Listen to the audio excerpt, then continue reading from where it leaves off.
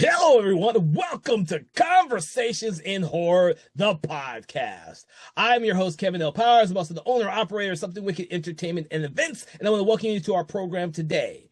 Now, if you've been watching or listening to our show for a while, you'll know that what we do is we take an individual film and me and a special guest go through and we kind of critique, analyze, generally have a really good conversation about the film. That being said, the movie we're talking about today, we're going to have a really good conversation about, because that's the only way to describe what we feel about this movie. And before I get to the title of the movie and I ruin everything for you, I want to bring on my special guest, which is Thomas Tinarello. I want to thank you for joining us today on the program.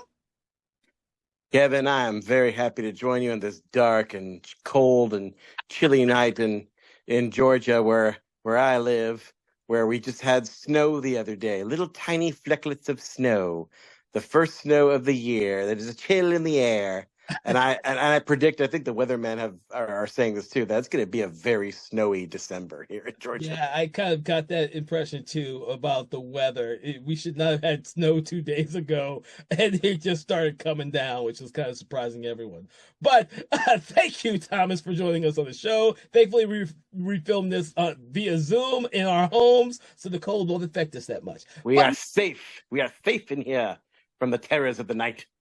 For the time being, because as we are about to discuss, we are about to figure out that the movie that we are talking about tonight is Sam Raimi's Army of Darkness from 1992. And, I already know most of you, if not everyone out there listening to our program, has seen this film. And if you haven't, shame on you. You need to go see this film, whether you've seen the first two films in the franchise or not. Although, Kevin, I just checked the interwebs just now. If you out there have the misfortune of not having seen this movie yet, it might be hard for you to do so, because I looked around to see if it was streaming for free anywhere, and it doesn't look like it is. Yeah, I'm not surprised at all. I think it's Universal, and so Universal doesn't have their own streaming service. So yes, they do. It's called Peacock. No, not really. A lot of Universal. I wouldn't. No. You know what? I wouldn't blame Universal for this. I will blame one man who we may or may not talk a lot about, but his name is pretty much forced in the credits of this movie, and his name is Dino freaking De Laurentiis. That man has a stranglehold over so many of his properties. I'm pretty sure he died fairly recently. I'm not sure. I think his daughter runs the company now. But yeah, Dino has weird copyright issues like that. He is the reason why Phantasm 2 was not available for streaming for free for a very long time. So 4 years ago, if you wanted to have yourself a Phantasm marathon, which now is my favorite horror franchise. Before that, it was the Evil Dead trilogy, but now it is Phantasm. I love all the Phantasms. You had to skip part 2, which was the biggest budgeted one of all of them, and some people's favorite Phantasm, all because of Dino. Yeah. Well, Dino did that a lot for a lot of franchises. I don't think there would be an Army of Darkness if it wasn't for Dino, to be honest with you, because it's not like Evil Dead 2 was this huge blockbuster film, and he put a lot of money into making this happen 5 years after the last one. He took a chance. In fact, I'm pretty sure that Dino also produced Evil Dead 2, because I remember correctly in the commentary, they said that his company would not put out an X-rated movie, and Evil Dead 2 got an X rating in their first submission, so they changed it to Rosebud Pictures or something. So they basically made a fake distribution company. Yeah, I believe that. Yeah, the Rosebud was it. That being said, there is two main versions of this film, and I do have to ask before we discuss the movie, which version did you watch for this, or are you going to be referencing? We're going to talk about both of them, so it doesn't really matter as much. I think there's 3, Kevin, because I think there is the original theatrical version, the director's cut, otherwise known as the brown paper bag version, or the bootleg edition. Then there's the TV version, ? Of the / international version. I think you're right because the movie was so short. I think they added some time for the television. Yeah, I yeah. think you're right about that. So and thank God for um oh I don't know what company did it. I think it's Shout Factory. Praise God for Shout Factory because their 4K edition, which I own, and it is for me it is the definitive edition of Army of Darkness. It has all of them. Mm. I think it has just the first two are in 4K, the rest are in regular Blu-ray. But it's such a great edition. It's got everything you could ever want. But the first time I saw this masterpiece of cinema, Mm. and I say that with zero irony, 0%. I say this with negative irony. This movie is a masterpiece. -1. I have -1 irony when I say this movie is fantastic. I think that what I must have seen, I mean, clearly I was too young to have, well, was I too young to have seen? Yeah, I was too young to have seen it in theaters. Although I do remember the trailers for it. I Oh. do remember the trailers for saying the Evil Dead, they live, they breathe, they suck. I remember seeing that. And then I just kind of left out of my brain for a while. And then I must have seen it on cable, on say maybe USA Network or TBS or something like that.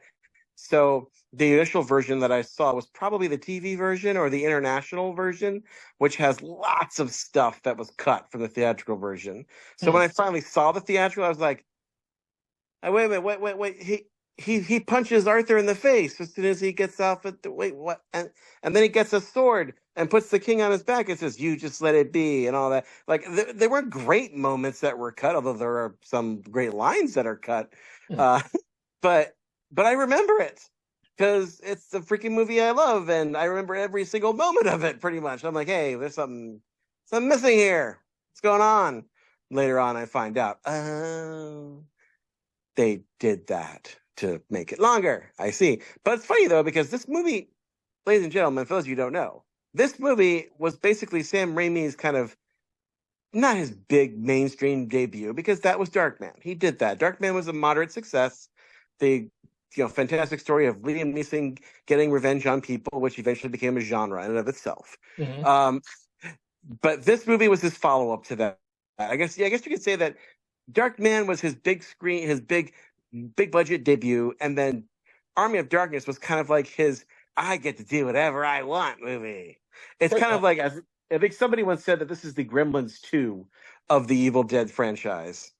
You know how how legend has it Joe Dante was literally given carte blanche to do anything in Gremlins 2 and literally tested the limits of studio uh of studio interference by literally just doing anything he wanted. But by and large, though, from by all accounts, this movie was not interfered with by studios at all.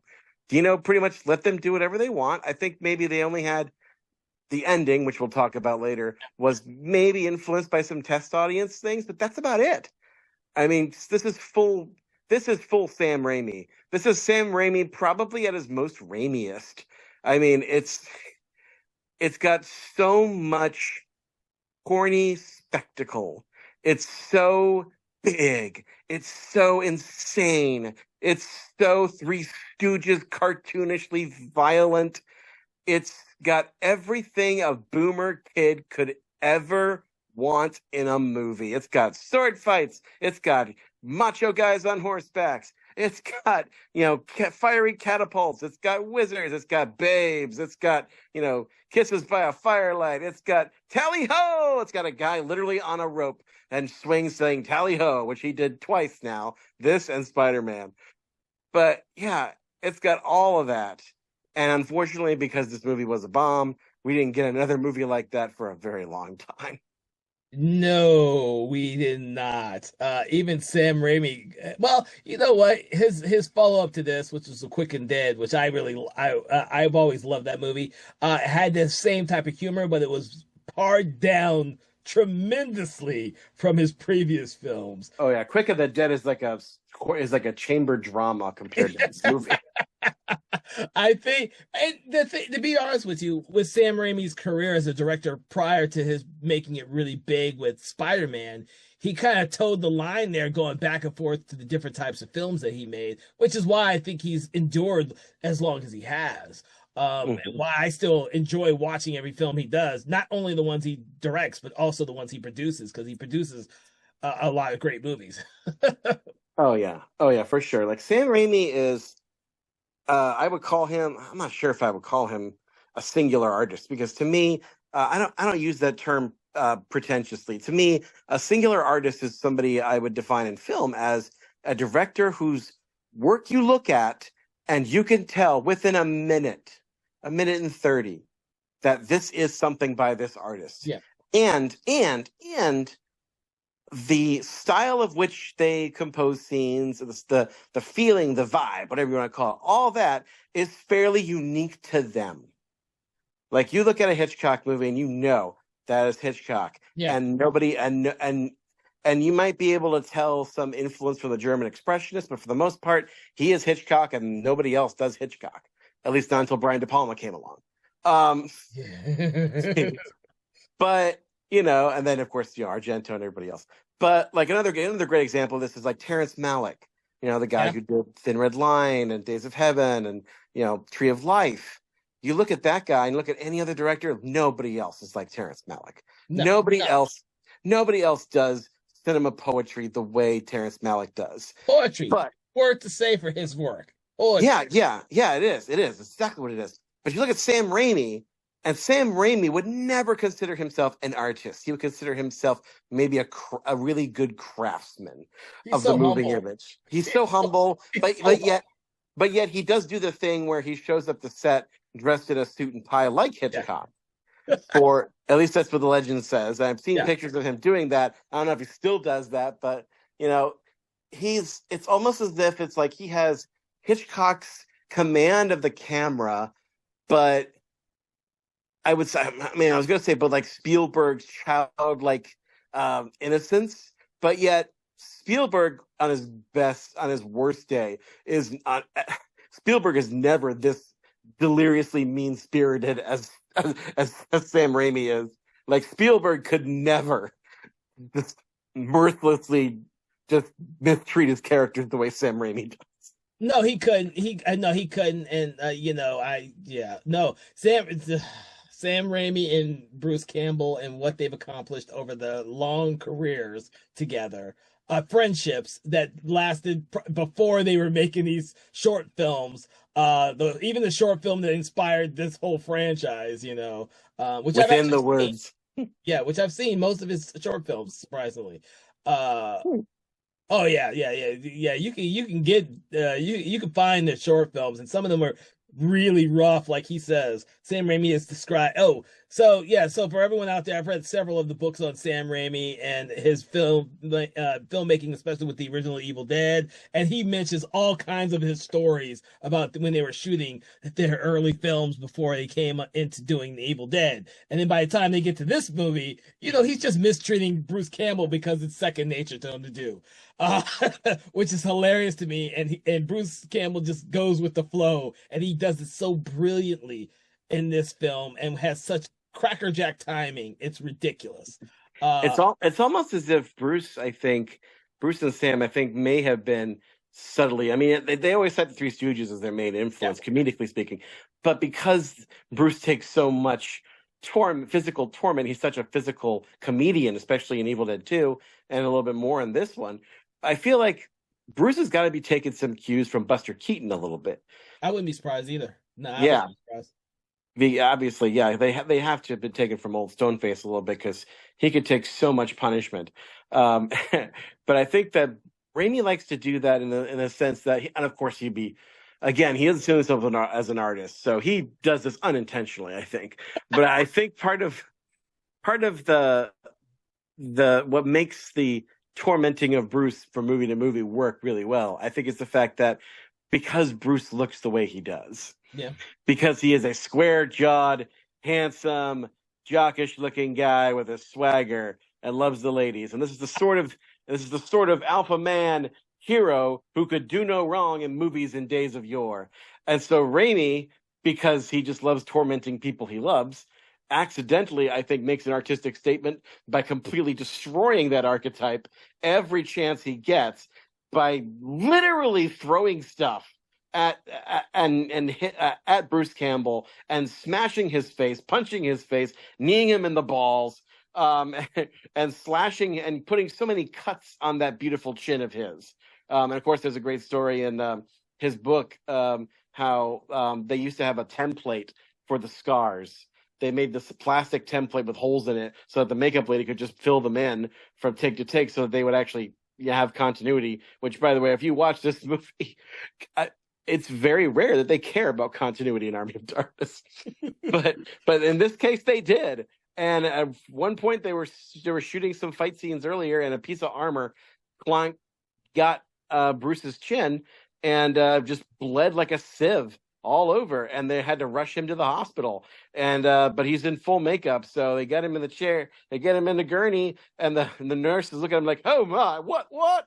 I think they were shooting this in London, so he was like, "Oh dear." But Bruce is like, "Oh no, it's okay. This is the only one that's real. All the rest are fake." Yeah, well, I can attest to that reaction of people when they see people, when they think they see random people dressed up and don't realize why they're dressed up.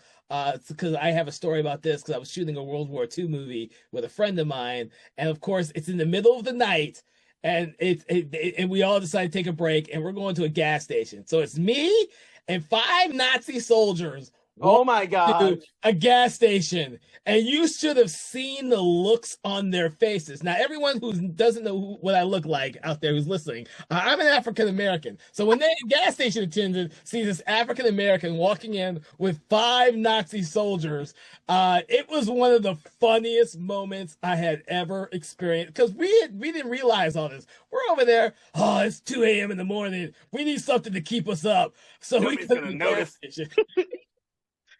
Oh my God. I wish that I had a cell phone back then to record that, because that would have been timeless. And I tell the story every time, and it comes up every time I'm talking about this movie that we did. And I'm like, that was one of the funniest things that we ever experienced, because and it's always like that anytime you're on the film set, when normal people see us in costume and we just forget. Yeah. Oh man, that's crazy. So, like I was telling you off air earlier, we were talking about how we experienced this movie. Of course, like you saw. Did you? Wait, by the way, did you see this movie in the theaters? I don't think you did. Did you? So, I was letting you tell your story. So, with me, I saw this movie at the theater. Now, I actually wrote an article about this. So what happened is, I had seen the first 2 Evil Deads as bootlegs from a friend of my brother's. Now, I don't know how he ever got bootlegs in the fucking I guess that was in the 80s. So he was getting bootlegs of this stuff on VHS, and he would send them to us, me and my brother, and we would watch these movies. Like, we couldn't figure out where he ever got these movies. And I saw Evil Dead and Evil Dead 2 on the same night, and I was like flabbergasted. I fucking loved those 2 films because I was a huge horror fan. I didn't know what I was watching. It was like raw. It was like raw. It was terrifying and yet funny at the same time. And I'm like, oh my God, where's the 3rd movie? And I need to know how this fucking movie ended. I'm like, where's it go? Ash gets sucked into the past. Oh my God. And for 5 years, I waited. And the only news I ever had about waiting for movies is reading Fangoria. And I would be paging through every issue of Pag. When the hell is the next Evil Dead 3 coming out? When's it coming out? We didn't have internet back then. So I was like, and when this movie came out, I begged my father to go see this movie and take me to go see this movie at the theater, because I was too young to actually go by myself. And so he didn't know what he was getting to, because my father didn't watch the horror movies. He didn't know what the hell Army of Darkness was. he takes us to go see this movie. I think it's me and my younger sister, who I don't know if she remembers anything like this. Anyways, I don't even know if she wanted to see this movie, but I'm there. We should call her up right now. Let's call her up on the phone. I'm there at the front of the theater, like in the front, in the center. My dad's in the very, very freaking back, which is where he normally chills back in the day when he took us to the movies that he didn't have any clue about. I'm in there in the front. Now, no one was in the theater. There's probably 5 people in this theater on opening night. opening night, literally the Friday opening night. We're going to see this movie, and there's only like 5, maybe 6 people in there other than me and my sister and my dad. And I was floored. I absolutely love this movie. I turned around like 15, 20 minutes to see where my dad was. He already walked out. He's gone. I, and the thing is, when I asked him where'd he went, he went to the lobby. He says, "Man, I don't know what that was." I can't remember the exact words, but pretty much the idea is, "What did you take me to go see? What was that?" And he walked out 15, 20 minutes of the movie, and I'm like, "Oh no, Dad, we gotta go see this again." I don't know what you know what? He probably looked at the big screen, saw a huge, bare-chested white guy in chains who said it's 1300 AD and I am a slave being dragged to my death. And he's like, I'm out. I guarantee you, dude. I don't. My father did not watch horror movies, but he took me to go see any movie I ever wanted to see as a kid. And I have to. I just loved my father about that. He would sit there for most films and just sit in the back, and while me and my sister would sit in the front watching these horror movies. And if he really hated it, he'd walk out like he did on Army of Darkness. He never saw Army of Darkness again. Trust me on that.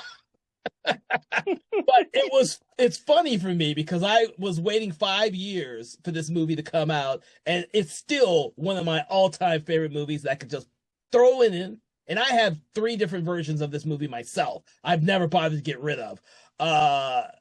I could always just throw this movie in and enjoy it. And I watched this movie without having watched the first or second one. I just throw this one in by itself, which I also do with the first one. If I want to watch the second one, I have to watch the third one. But I can usually just watch the third one or the first one by itself, and I'm perfectly fine. So. Which is funny because from what I understand, for whatever reason, Universal Studios and Dino, I'm sure, was like, we got to release this as a standalone movie. We can't call it Evil Dead 3 or use the original title, which Sam Raimi, in his genius, said we should call it The Medieval Dead. Well, The Medieval Dead. Which would have been the greatest title in the history of man and God. But they said, no. It's almost as if Universal was kind of embarrassed to be associated with Evil Dead 1 and 2. They don't have the rights. They don't have the rights. Right, you're right. That's what it was. Because now I remember that because like when Raimi was trying to do Evil Dead 2, he was going to do a recap of the events of Evil Dead 1 with the original actors, or in the very least, stand-ins for them. And literally, like, because in the original, for those of you who don't know, who were literally born 2 days ago, hello, babies. The original was a cabin in the woods. A bunch of friends get there and unleash some evil demons that possess them and turn them into evil zombies. And the only survivor is Bruce Campbell until he gets possessed at the end, and the credits roll. We assume he died too. But then Evil Dead 2 would have taken. He was like, okay, we're gonna show you what happened right up to the point where he gets possessed, and then we're rolling, and then we'll keep going. So really, guys, if you want to get the full experience, disregard the first 10 minutes or 5 minutes of Evil Dead 2 and just start it right at the point where he gets possessed. And like right at the end of Evil Dead 1, you will have one continuous. Although I hear there's an edit out there that's like that. Somebody did that. But I believe so too. I think it's online where someone did an edit like that. Yeah. Yeah. But when they made Army of Darkness, they did not have, but they had to, I'm sorry, going back. When they made Evil Dead 2, they were going to do all that, but they didn't have the rights to their own movie. They did not have the rights to any of the footage from Evil Dead 1. So they had to literally just make a sequel/remake and make a weird kind of discontinuity between the first 2 movies that has led to, re-edits like that one, or weird theories like one I had where I imagined, okay, what if Ash, it was daylight, maybe the evil took over his body, then left his body, but like erased his memory, and he is just found on the highway wandering all bloody and bruised and not knowing who he was or anything. And, they found the bodies, what's left of them, which now that I think about it, wasn't very much at the end of Evil Dead 1, because the whole meltdown thing. So he goes back to town. They blame him for the death of his of his friends, which Ash versus Evil Dead, the TV show, tells you that's exactly what happened. So I thought, oh, well, then maybe Ash kind of abandoned that town and tried to start his life over again. Maybe he went to a different university and took up engineering, and maybe he roomed with a young medical student named Herbert West at Miskatonic University. And then he meets another girl named Linda, which, by the way, this was all just basically a soft backdoor pitch for my proposed TV series called Ash versus Reanimator: The Early Years. You do know there's a comic of that already, right? I know, but I'm sure it wasn't about Ash and Herbert West being roomies in college. No, in no. In between Evil Dead 1 and 2. This would have been more like a college comedy, basically. But anyway, yeah. So, but also, hey, because the contents of this podcast are copyright 2025 under Broken Lighthouse Pictures Productions, now y'all can't steal my ideas out there, guys. Don't even try, because this is all copyrighted. Y'all be thieves, and we'll take you to court. But anyway, so then that happens, and the same kind of thing happens in Army of Darkness. So if you look at the opening of this movie, which has a recap of Evil Dead 2, but there's a lot of new footage because they couldn't use a lot of the stuff from Evil Dead 2. So it's like a mixture of Evil Dead 2 stuff, Army of Darkness stuff, and like for instance, the chains they show, and the evil got into my hand and it went bad.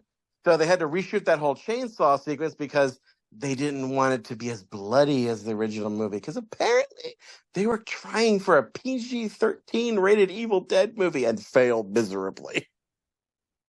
We're not sure exactly what it was that didn't got them the R rating, because I mean he does say the F word once, but you're allowed that for a PG-13 movie.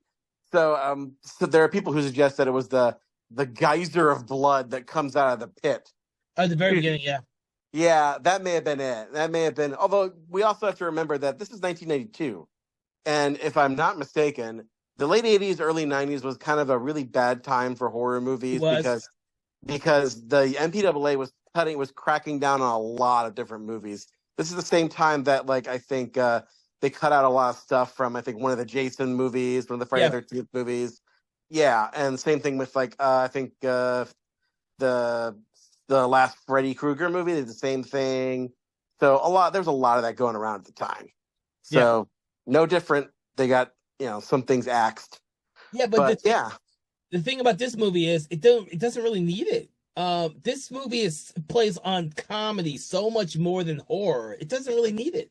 It doesn't really. It's much more of a swashbuckling adventure with sword fighting skeletons and knights and epic battle sequences and magic and all that stuff. I mean, it's really like watching Sinbad. It's like watching Sinbad, dude. It's like watching Sinbad. Except that Ray Harryhausen pretty much did one type of special effects. Raimi does in this movie every kind of special effect. Everything is used. He would layer. I mean, we're getting ahead of ourselves here, but the epic battle at the end with the skeleton army.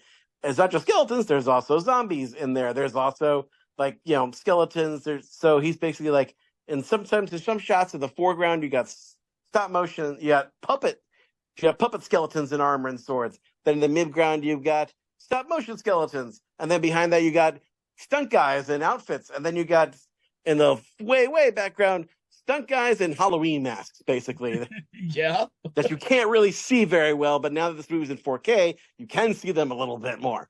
But so all that's to say that this movie was kind of pretty much my first impression of the Evil Dead trilogy. Right. I saw this first. Now I say pretty much. I put an asterisk next to that because I had heard of this series by reputation when I was younger, and I had watched I don't know if it was a Halloween presentation, but it was close to it on the Sci-Fi Channel right before it was Sci-Fi. Back in the good old days of the Sci-Fi Channel when it was new and mostly played reruns of The Incredible Hulk and stuff like that, Bionic Man. But they had a original show, well, original-ish. They did a thing where Rob Zombie came on and hosted some horror movies, and he hosted Evil Dead. Interesting. Yes, a obviously heavily censored version of Evil Dead, but they played it at 10 o'clock at night. Oh, 10 or 11 o'clock at night, and Rob Zombie is hosting this movie like a horror host, which I'm sure he loved. But I saw the beginning of that. And then it got too late at night, and I got a little trepidatious because this movie has a reputation for being like the ultimate experience in horror. So I started like watching it with the sound off, and then occasionally I would like channel surf away when there was commercials, and I'd come back to it later. So I didn't really see very much of the original Evil Dead, but I did love Rob Zombie's music, so I watched his host segments. okay. So I saw a very, very, very broken version of Evil Dead, with a very different kind of tone to it. And I suppose if you were to see that version without the Rob Zombie segments, I think the original Evil Dead would probably play much more scarier because like most of the gore is cut out. So most of the stuff is left to your imagination. And of course, your imagination will make it even worse than what Raimi actually did. So it probably would have played very, very terrifyingly. And I always remember at the end of that, he's like, and that was Evil Dead, one of the greatest horror movies ever made. And some people say that it got better with Dead by Dawn, which was the subtitle for Evil Dead 2, and Army of Darkness. And he's like, but they didn't. They sucked. Well, Mr. Zombie, if you're out there hearing, I respectfully disagree. Because years later, after I saw Army of Darkness and thought, "Oh, this is amazing. This is beautiful. I love this," and then found out that that Evil Dead 2 and 1 came out. For whatever reason, I went out and bought Evil Dead 2 on DVD, and then watched the behind the scenes special effects featurette about it, because I thought that would like anesthetize me to some of the scarier elements to it. If I knew going into it was fake and how fake it really was, I would be able to watch it better. And it worked for me, actually. It worked. It really did. And so then I watched Evil Dead 2 a lot, and I've loved it more and more. In fact, now Evil Dead 2 is my favorite horror movie of all time. Oh, wow. Okay. It is. It used to be Gremlins. For a very long time, it was Gremlins. But now it's definitely Evil Dead 2. In fact, I consider it one of the great regrets of my life, Kevin, that scheduling conflicts kept me from being on that episode of Conversations in Horror. Which one? Evil Dead 2 one. Yeah. Yeah.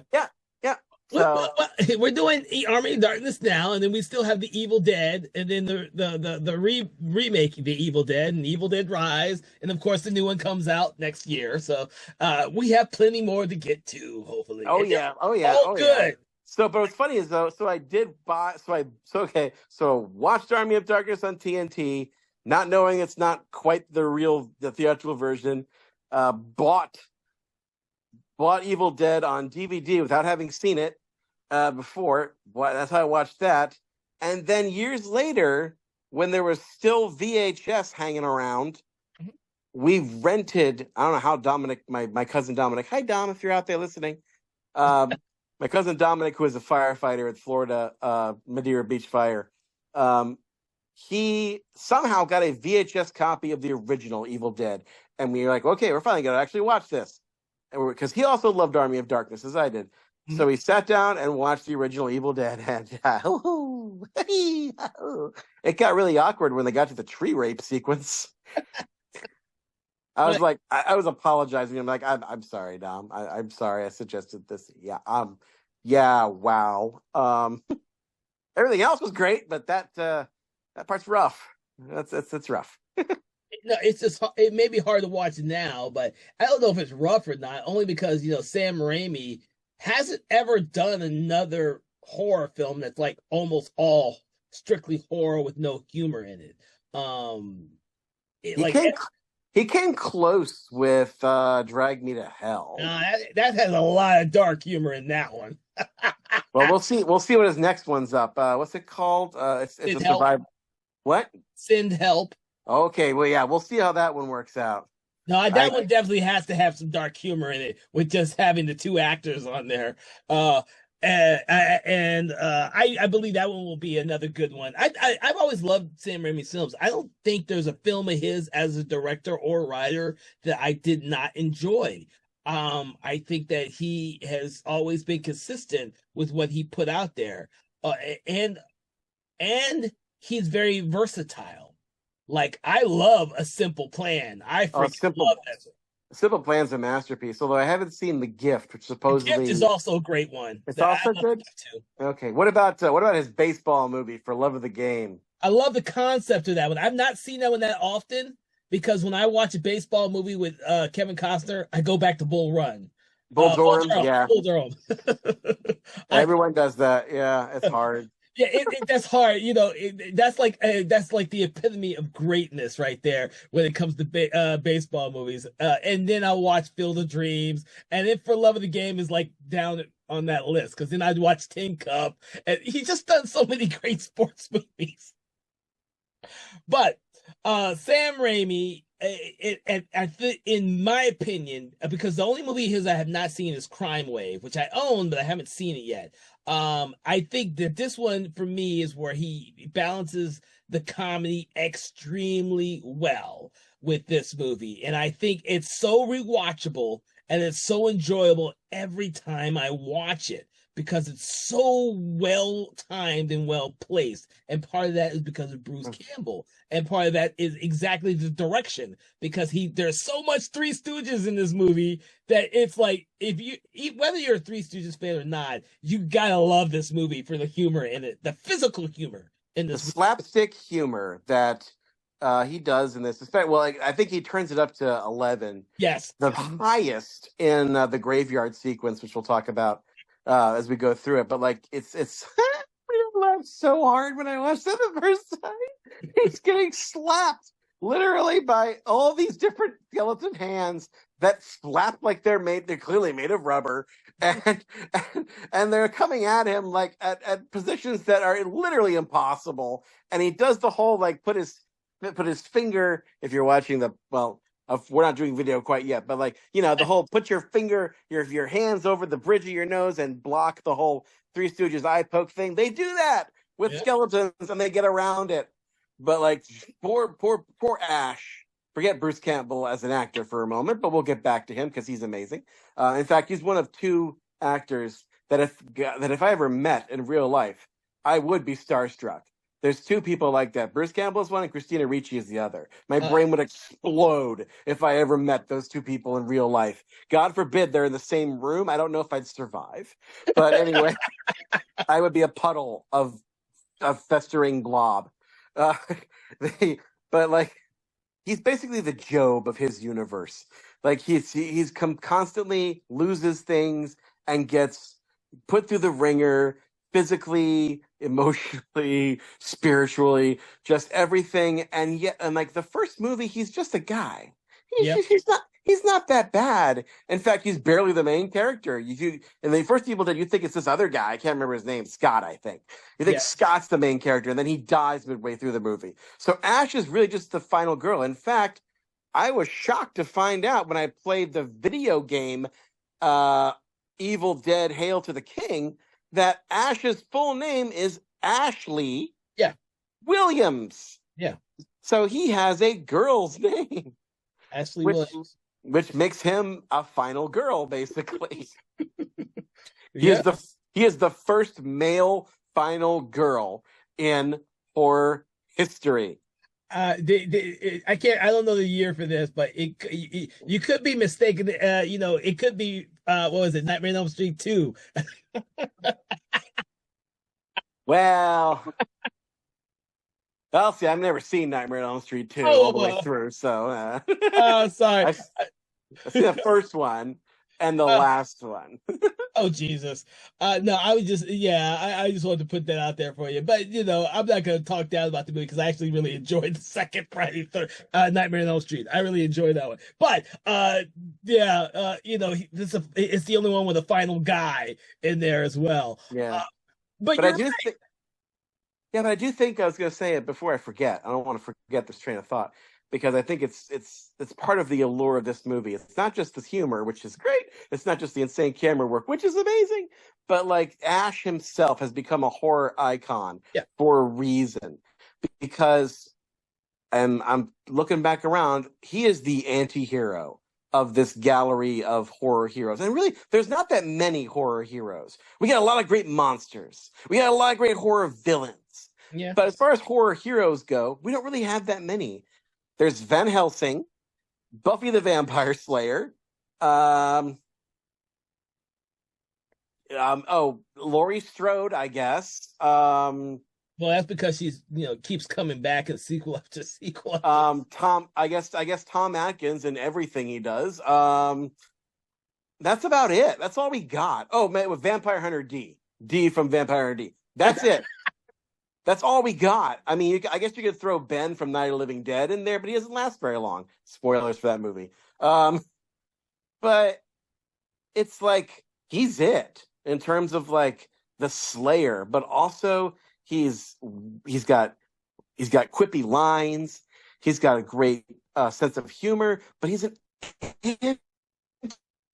anti-hero. He's a selfish, prideful, blowhard coward, basically, who just wants to go home. That's all he wants. He doesn't want to save the world. He doesn't want to kill monsters.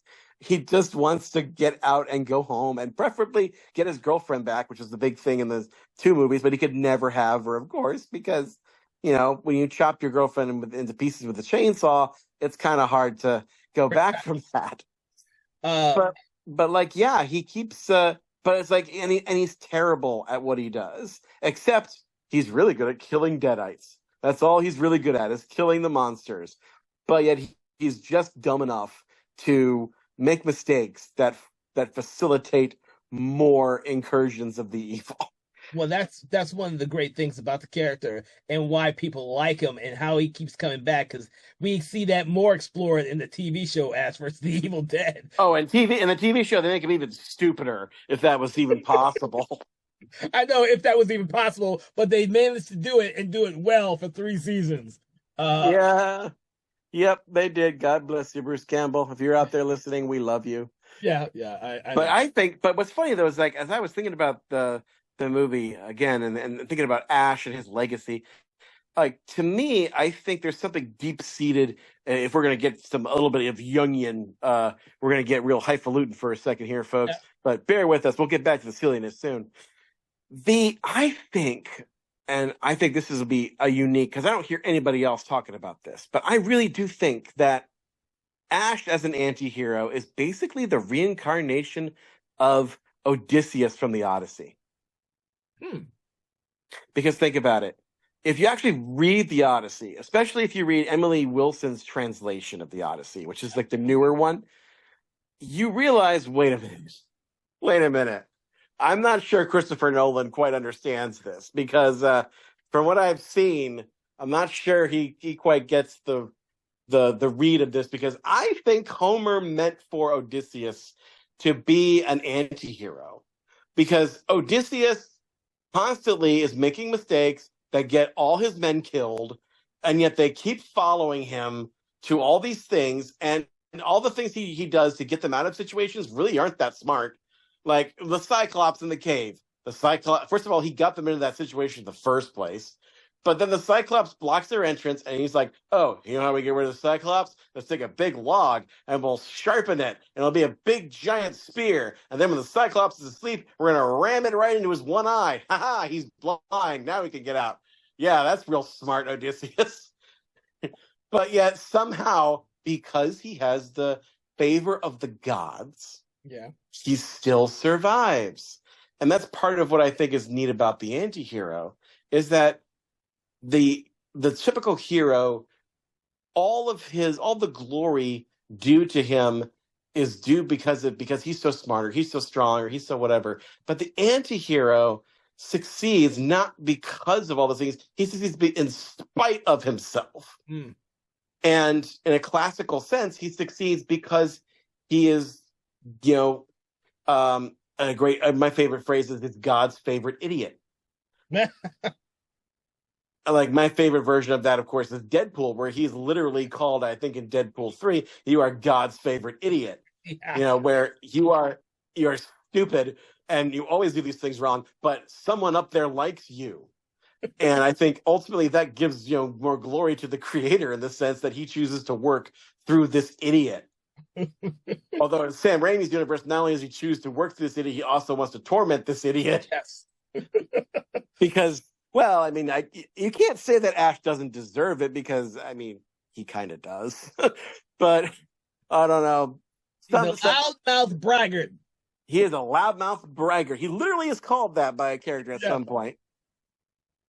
In fact, in the director's cut, at the eve of the big battle with all the skeletons, he literally runs away like a coward and goes into a freaking back room. The comic book apparently explains it, that he has a little moment where he gets himself back up and gets behind the death car that he's created and just vrooms out. But yeah, for a moment there, he totally Shaggy and Scooby's it and go. So yeah, he is not the best hero, but I think he is a classical anti-hero that we as a cultural society have been constantly going back to for generation after generation for reasons I'm not entirely certain of, except that it kind of reminds us that no matter how big and strong or smart or clever some of our heroes are, maybe behind the curtain they're really just lucky or they're really blessed. So I believe the way that the best anti-heroes have been created are like that. You mentioned two of them, which is Deadpool, and we have Ashley Williams here. But I would also add in there Snake Plissken, who also is these characters don't change. They are who they are, and they will keep going that way through the entire story, no matter what. It does not matter what gets in their way, and they don't matter who they have to sacrifice sometimes. They don't care because they only have their own goals at heart. But yet, they're God's favorite idiot. Doesn't matter how much they screw up or how many people get killed around them, they'll still come out on top despite their mistakes. And that's how I see I see the best anti-heroes work like that. Mm-hmm. There are some that defy that logic, and they're questionable on how successful they are, in my opinions. But I believe that it's much more enjoyable to watch those characters when they are like that. I mean, it's one of the reasons I love the character, Kurt Russell's character in Big Trouble in Little China. Another I can't think of his name all of a sudden. John Carpenter? No, the Kurt Russell's character. Oh gosh, he's Jack Burton. Jack Burton. Another one of those characters who he seems like the biggest idiot in the world, and he always causes himself more problems, but he gets lucky all the time. Yeah. Well, in Jack Burton's case, which by the way, there is speculation that Big Trouble in Little China might have been an influence on this movie, because Little China came out first, and surely Sam Raimi was a huge John Carpenter fan. But anyway, as are we. But it's funny, like in that movie though, it's by design because they were expressly trying to flip the racist trope of having the white hero have a capable Asian sidekick. And so they decided to make the white hero stupid and make the Asian sidekick be the guy who gets all the glory and actually does the heavy lifting, and literally conk Jack Burton on the head and have him just lay there unconscious throughout the entire climactic battle. And that was just John Carpenter's genius, and that's why he's that way. But with this is an evolution of a character, because like I say, he started off as just kind of a final girl, and then he gets a little bit more kind of braggarty and idiotic and cheesy, kind of hey, and also becomes kind of the hero from Housewares at the end of Evil Dead 2, in what is the greatest moment in cinema, when he suits up and gets the chainsaw hand, revs it up for the first time, cuts off the barrel on his boomstick, and says "groovy," which he totally does in this movie too, but different context when he makes a different machine, his incongruous robot hand made out of medieval armor that literally makes RoboCop sound effects as he crushes goblets, and then snap zoom, groovy. Yeah. Not as powerful in the second movie, but again, I saw this first. So to me, that moment played like a really awesome kind of prequel to Army of Darkness. Well, to be honest with you, there is a lot of callbacks in this movie to what happened in the previous movie. Like, there's a lot of parallels, and if you've never, if for audiences who saw this one first, like you did, you wouldn't have noticed any of that type of stuff. I only noticed it as a kid because I'd seen the second movie like 1,000 times before the third one actually come out. I don't know of any other person who was anticipating wanting to see this third movie as much as I did, which is probably why it takes to the box office. I don't like. I didn't follow box office stuff back then, but even then, when I saw this movie, I realized that no one else went to go see this movie because when I went to school and told everybody about the greatest movie that came out, no one knew what the hell I was even talking about. Like they hadn't seen trailers, they hadn't seen the movie, and I was a little bit left out of the crowd for a while there until it came about that people actually this movie became a cult movie. Like everybody I know has seen this movie, and they may have never seen the first two movies at all. They've just seen this movie. Mostly because of reputation, I believe. That I mean, the reputation for this movie is out of this world because of Bruce Campbell. I think most people have seen this movie because of Bruce Campbell. Not Yeah, so and much that as and that Sam brings Raimi. me to a question that I've heard other people try to figure out this question, but there is no definitive answer. Maybe we could figure it out tonight. The question is, speaking of Bruce, who, ladies and gentlemen, he's done many other movies. Just IMDb him, and you will see he's done many other amazing turns and many other amazing movies, such as Maniac Cop, freaking Briscoe County Jr., which, by the way, was my first exposure to Bruce Campbell, was The Adventures of Briscoe County Jr., that great Western TV show with a orb from the future. It's amazing. But anyway, like Jack of all trades, my gosh, Cena, hundreds of what? notice. Xena Warrior Princess. Yes, that'll come. I want to get back to that because that factors into another story. You know what? Frickin', I'll just say it right now because this factors in a little bit to like the star power of Bruce Campbell tangentially. We'll figure it out. Anyway, so again, this movie influenced me so hard that in high school, we had a creative assignment, creative writing class where we had like a very kind of lackadaisical teacher at Boca Ciega High School. I don't remember his name, but he was a tall, nerdy guy with glasses, and he had a very deep voice. Mr. Renard, I think was his name. But anyway, he gave us some kind of creative writing assignment where we could just do whatever we wanted. So, but we had to team up with another classmate, so we had to do a collaborative writing assignment, and it was the first time I'd ever done that actually. Hmm. So I don't know how we got to this story, but it ended up being like a short story slash sort of script meant for it had the structure almost of a screenplay, but we wrote it in prose because at the time I was 16 and I had no idea how to write a screenplay. So me and this other nerd kid who had glasses and everything, I think his name was Patrick. I'm not sure. But me and Patrick, we'll just call him Patrick for now. If you're out there, Patrick, and you remember this, hi.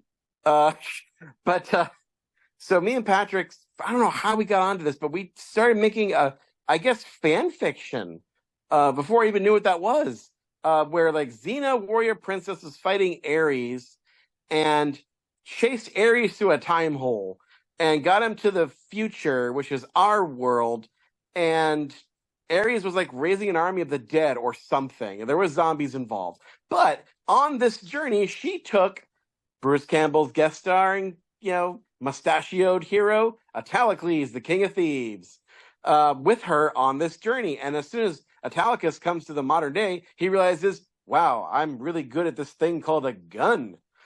like we literally wrote into the story that he finds out he's really good, even though he's never touched a gun before. He's really good with shotguns and killing zombies.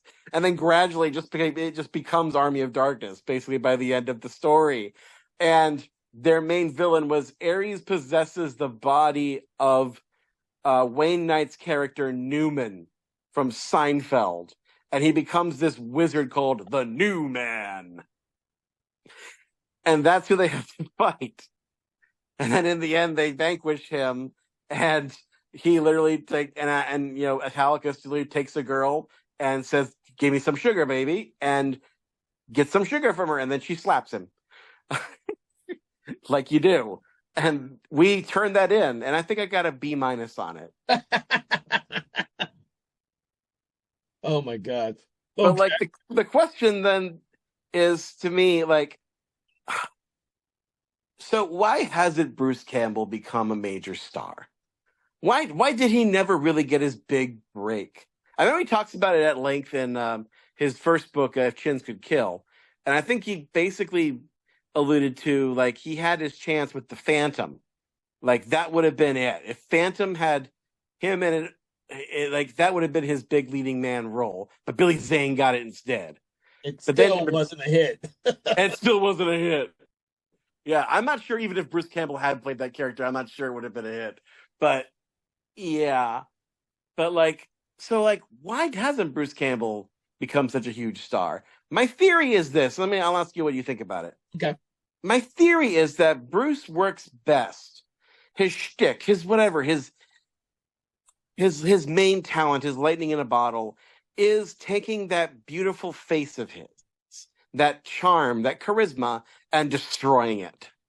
And the only way that that works best, the only dance partner, if you will, if we'll use a more artful analogy, that he really jives best with is Sam. Sam Raimi is the only one who knows how to destroy that image in a way that tickles us the best. So I think maybe that's his main problem, is that he never did a big commercial, not weird Hollywood movie with Sam where he was the lead. If he had done that consistently, like if he had been Darkman, I think his career probably would have been much bigger than it was. What do you think? I don't know. Darkman wasn't a huge hit either. Well, it was a moderate success, though. It could have been. I mean, it was much more than this movie was. Well, the difference with Darkman is that was before superheroes was a big thing. That's Sam true. Raimi was ahead of his time. I have to admit, he was ahead of his time. Army of Darkness, no one knew it was going to be as big a cult film as it is now. It tanked at the box office. Darkman, which is a huge cult movie now, didn't do that well. Only well enough to have two straight to DVD sequels and a short-lived Marvel comic before it was completely forgotten again. I would love to see Sam Raimi revisit Darkman. I think that's a missed opportunity he should definitely revisit now. Right now is like perfect timing. Bring something back that's new, different, and since they're not doing the Blade movie, fucking do Darkman. That would be perfect. Yeah. I mean, the original. Apparently, the original. I mean, we may have mentioned this when we did Darkman. Which, by the way, ladies and gentlemen, look up on our archives and go back to our Darkman episode, because we had a good time doing that too. We talked very much at length about how great Darkman is. But the original, I don't know if we mentioned this, but in the original intention of Darkman, I mean, spoilers for Darkman, by the way, at the end of the movie, when Frances McDormand, God bless her, is trying to get Peyton Westlake, he puts on a new face, and that face is Bruce Campbell. So the original intention was that Darkman 2 would be a little bit lower budget, but that they would let him finally put Bruce Campbell in the lead like he wanted to. So then Darkman 2, The Return of Durant, would have starred Bruce Campbell as Darkman. And that would have made perfect sense for Darkman, because Darkman says at the very end of the movie, his next to last line is, Peyton is gone. So Peyton Westlake is dead. So with every movie, you could have a different actor play Darkman, and it would make perfect sense. He just puts on a new face and a slightly new voice, and he's Darkman again. That's it. That's all you have to do. He could be like the Doctor from Doctor Who, basically. He could be a different guy every movie. But yeah, Bruce was supposed to be Darkman in the next Darkman movie. So you know what, guys? He could still do that. Yeah, they could do a legacy sequel. You damn right they did. Yeah, and just bam, it's Bruce Campbell under that. With that, he's the new mask, and you could have a pan over the over the closet, and you could see like the Liam Neeson face hanging in there. You can see the Arnold Vosloo face hanging in the closet, and finally you got the Bruce Campbell face. He just decided to make an older looking Bruce Campbell face and wear that. So many things we do. Why are we talking about Darkman? It's Army of Darkness Because we love Sam Raimi. We love Sam Raimi. Yeah. But so, it all kind of comes back. I mean, we're talking about Bruce Campbell, and we're talking, and it's okay that we're talking about Bruce Campbell and we talk about Sam Raimi for this episode because they are essentially the glue that makes this movie work Oh so yeah, well. oh yeah.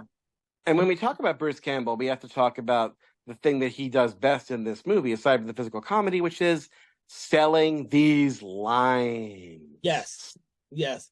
His swagger, as you like to call it, like from earlier, is like he seems so vain, yet he seems like the character that should never be vain because he's not as popular or groovy as he thinks he is, Or but competent as he thinks he is. yes, but he sells the lines so well. Every one of them, crackerjack timing and interpretation of these lines. Like I think if Raimi had written this script and it wasn't Bruce Campbell reading these lines, it would have been a completely different type of movie. It would have been, and just to give credit where credit is due, it's not just Raimi writing this. Raimi and his brother Ivan Raimi, Ivan, who is not even a professional screenwriter, he's a medical doctor.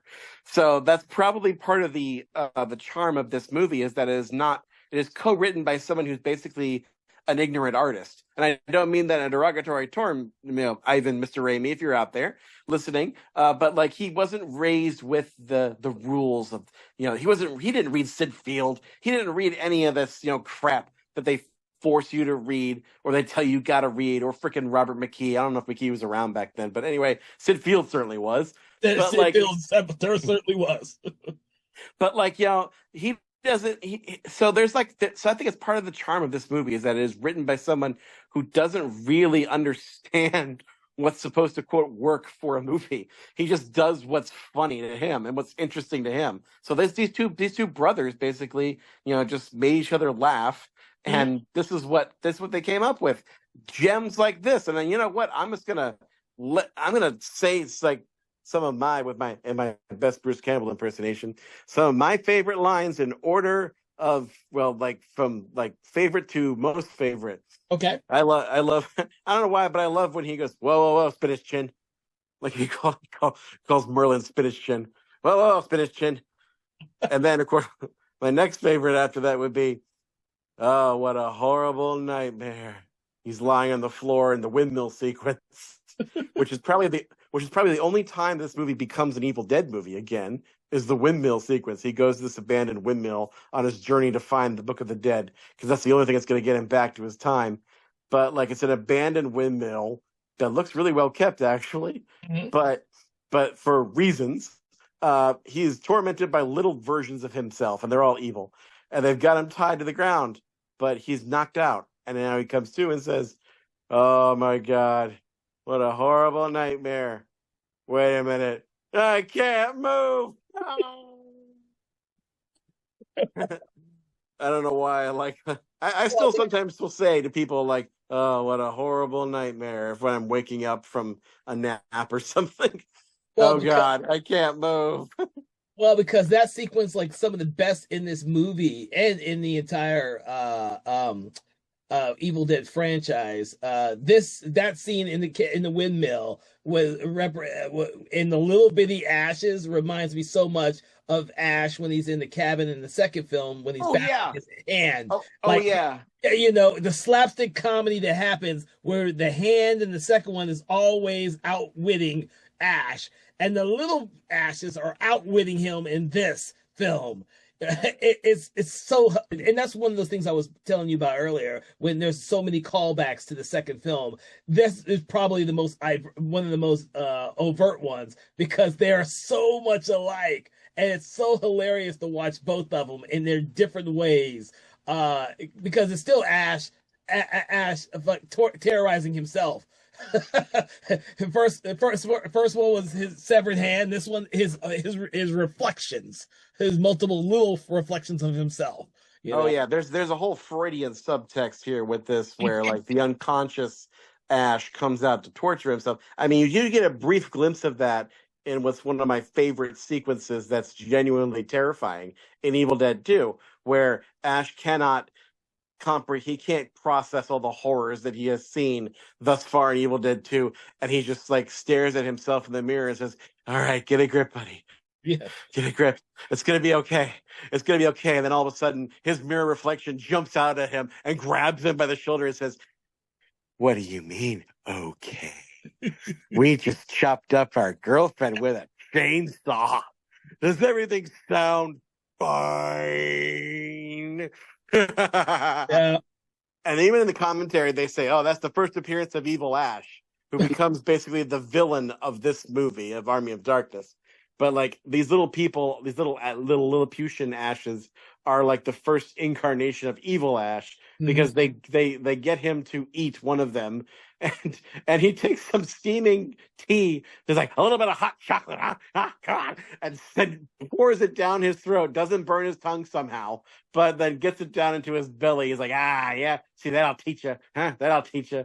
And then suddenly he starts growing another head, and the head separates from him, defying all laws of physics, and becomes his double, which leads me to another great line. Not one of my favorite, but like he eventually shoots this double after it starts tormenting him, Sam Raimi style. And he says, he shoots him after the thing says, "You're a little goody two shoes. You're a goody two shoes. You're a goody two." Ah, boom. And in the version I saw, he says, "Good, bad. I'm the guy with the gun." Yeah. But the, I think, not as good version is the one that's in the theatrical version, which is, "I'm not that good." I mean, it makes sense, but it doesn't. It's not as funny. That's not It's in the not theatrical version. cool. That Well, the television version. I don't know, but like the version I first saw had "Good, bad. I'm the one with the gun." Yeah, that theatrical version has that one too.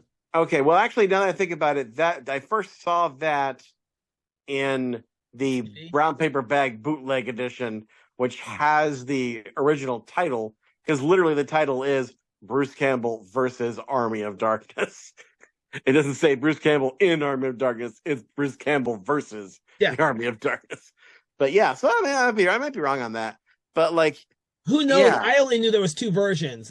So and like I said, this film has multiple different versions out there, and over time you kind of forget what's in which one. Like I have with the Dawn of the Dead versions, since I've seen all three versions and I've watched them way too many times. I couldn't tell you the difference between each of them anymore. Yeah, because I've seen them. I have to say, like, you know how you have those three versions, and I'm sure you have your favorite of those three, right? No, of the Dawn of the Dead. Of the Dawn of the Dead. I watched them all interchangeably because the score. I like the score for the Italian version. Oh yeah, it's shorter, but I like scenes in the Romero's original cut. So it depends on what mood I'm in. If I want to watch and listen to the Goblin music, I'll listen to. Yeah.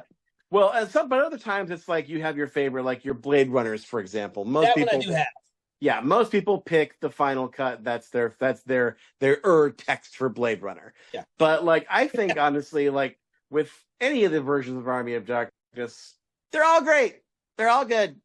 They're all great. The only difference is, hey, do you have 90 minutes of your time, or do you have 100 minutes? Do you have, it doesn't matter. If you want to see more, you can. I will say though, I think that whatever version you do see, I feel like the international cut of the windmill sequence is the only one that makes sense because of the way it's edited. Because like in the other versions, there's no reason for him to run after the freaking mirror that creates the little lashes in the first place. But in the extended version, in the international version, you actually see him hear his horse go, and he's like, "Oh, I better see what's out there. So keep looking at the horses." And it shows him getting out of the windmill with his boomstick, looking around, getting spooked by his horse who does a jump scare on him. I don't know how his horse managed to do that, but I guess if anything can sneak up on Ash, it's a horse. And he's like, "Oh, it's okay. Everything's fine." So he ties up his horse, and then as he's going back into the lighthouse, the windmill. He goes back into the windmill. He left the door wide open like an idiot. And then he looks inside, and there, standing in the doorway, is a dupe double of himself. And the door closes mysteriously. And he's like, oh, crap. So instead of running away with the horse, he runs towards the danger, again, like an idiot, and goes inside to see what this is. And he sees himself. And he goes running towards it and crashes into a mirror. Now it makes sense. It's long. It's, it diverts from the main action, but at least it makes sense as to why he freaking ran headfirst into a mirror. Interesting. I did not know that. I've not seen that version.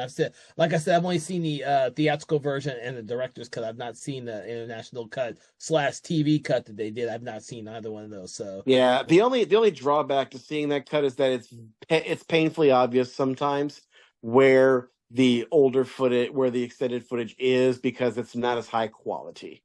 Like you can see there's an obvious dip in quality sometimes, and sometimes it's a little jarring. But like, especially there's a lot of special effects shots that they cut, especially for the third act. So if you can stand that, it's fine. But yeah, so my other two absolute penultimate favorite lines. One, of course, from the end of the movie, where the evil witch says, "Who the hell are you?" And he flips his gun and says, "Name's Ash. Housewares." But that's not nearly as fantastic as the one I think pretty much everybody goes to, which is, all right, you primitive screwheads, listen up. This is my boomstick. And he just says the whole spiel about him being S-smart. Oh, yeah, no. I still love that line. There's so many great lines like that, especially when he's like talking to Sheila and Sheila wants to help him. And your primitive mind can't understand compositions and molecular structures. And what's great about the great Bruce Campbell's performance in that moment is it's painfully obvious, as he's saying, your primitive mind can't understand these things. It's painfully obvious that he cannot understand these things either. And there's just so many. It's his delivery. It's not just the lines that are written. It is Bruce Campbell's delivery of those lines that sells everything he says. And it's not. I always wonder if Sam Raimi and Ivan Raimi are writing this character to fit him, because he is so much Ashley Williams and Bruce Campbell is, and it's like, even in Ash versus Evil Dead, it's so freaking spot on perfect in every episode what Bruce Campbell does with this character. And it's Ashley Williams. Ashley Williams has just gotten older, but he hasn't changed much. Now, if anything, he's got even worse. But yeah, he's gotten even worse. But yeah, I feel like that. Although going back to that, when he's talking with Sheila, who we haven't even mentioned, is the love interest in this movie. Although it's not really much of a love interest. I have to say, like, watch it. Well, I didn't really full disclosure, ladies and gentlemen. Like I said, all of my movies are in storage right now, and I cannot get to them. I'm an idiot. I wish I had taken it out and put it there so that I could easily access it, but I didn't think to do that. So, and like I said, right now, it's a little hard to find this movie on streaming for free. So instead, for preparing for this podcast, I actually just rewatched Red Letter Media's review of this movie, which is pretty much a commentary mixed together with like archival interview stuff of Sam Raimi and other people and Bruce Campbell. So it ended up being a really nice primer on this movie, oddly. It kind of really worked to put me back in the mood and remind me of some things. And one thing they mentioned there is, like, the one thing that really doesn't work in this movie is the love interest. I feel like they should have done a little bit more for them to connect. There's really nothing between them. I mean, it's just like she goes in, like, at first she hates him. She like punches him because she thinks he's one of Henry the Red's men, when Arthur the King, which, by the way, side note, the very first line of this movie, like I said, is, as near as I can tell, it's 1300 AD, and I'm being dragged to my death. If we are to believe that this king, whose name is Arthur, and has a spinach-chinned advisor, I'm not sure, but I think in the credits his name is Merlin.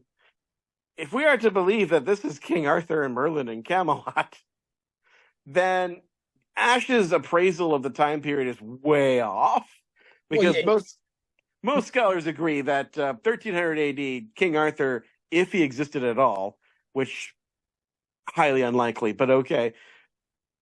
He would not have been kicking around in 1300 AD. So, yeah. Anyways, so but like so Sheila thinks he's one of the bad guys that killed her husband, and so she hits him. But then when she finds out that he's actually not a bad guy, that he kills Deadites, which is a foul breath that has befell this nation as well. So both Henry the Red and King Arthur are both being assailed by the evil dead.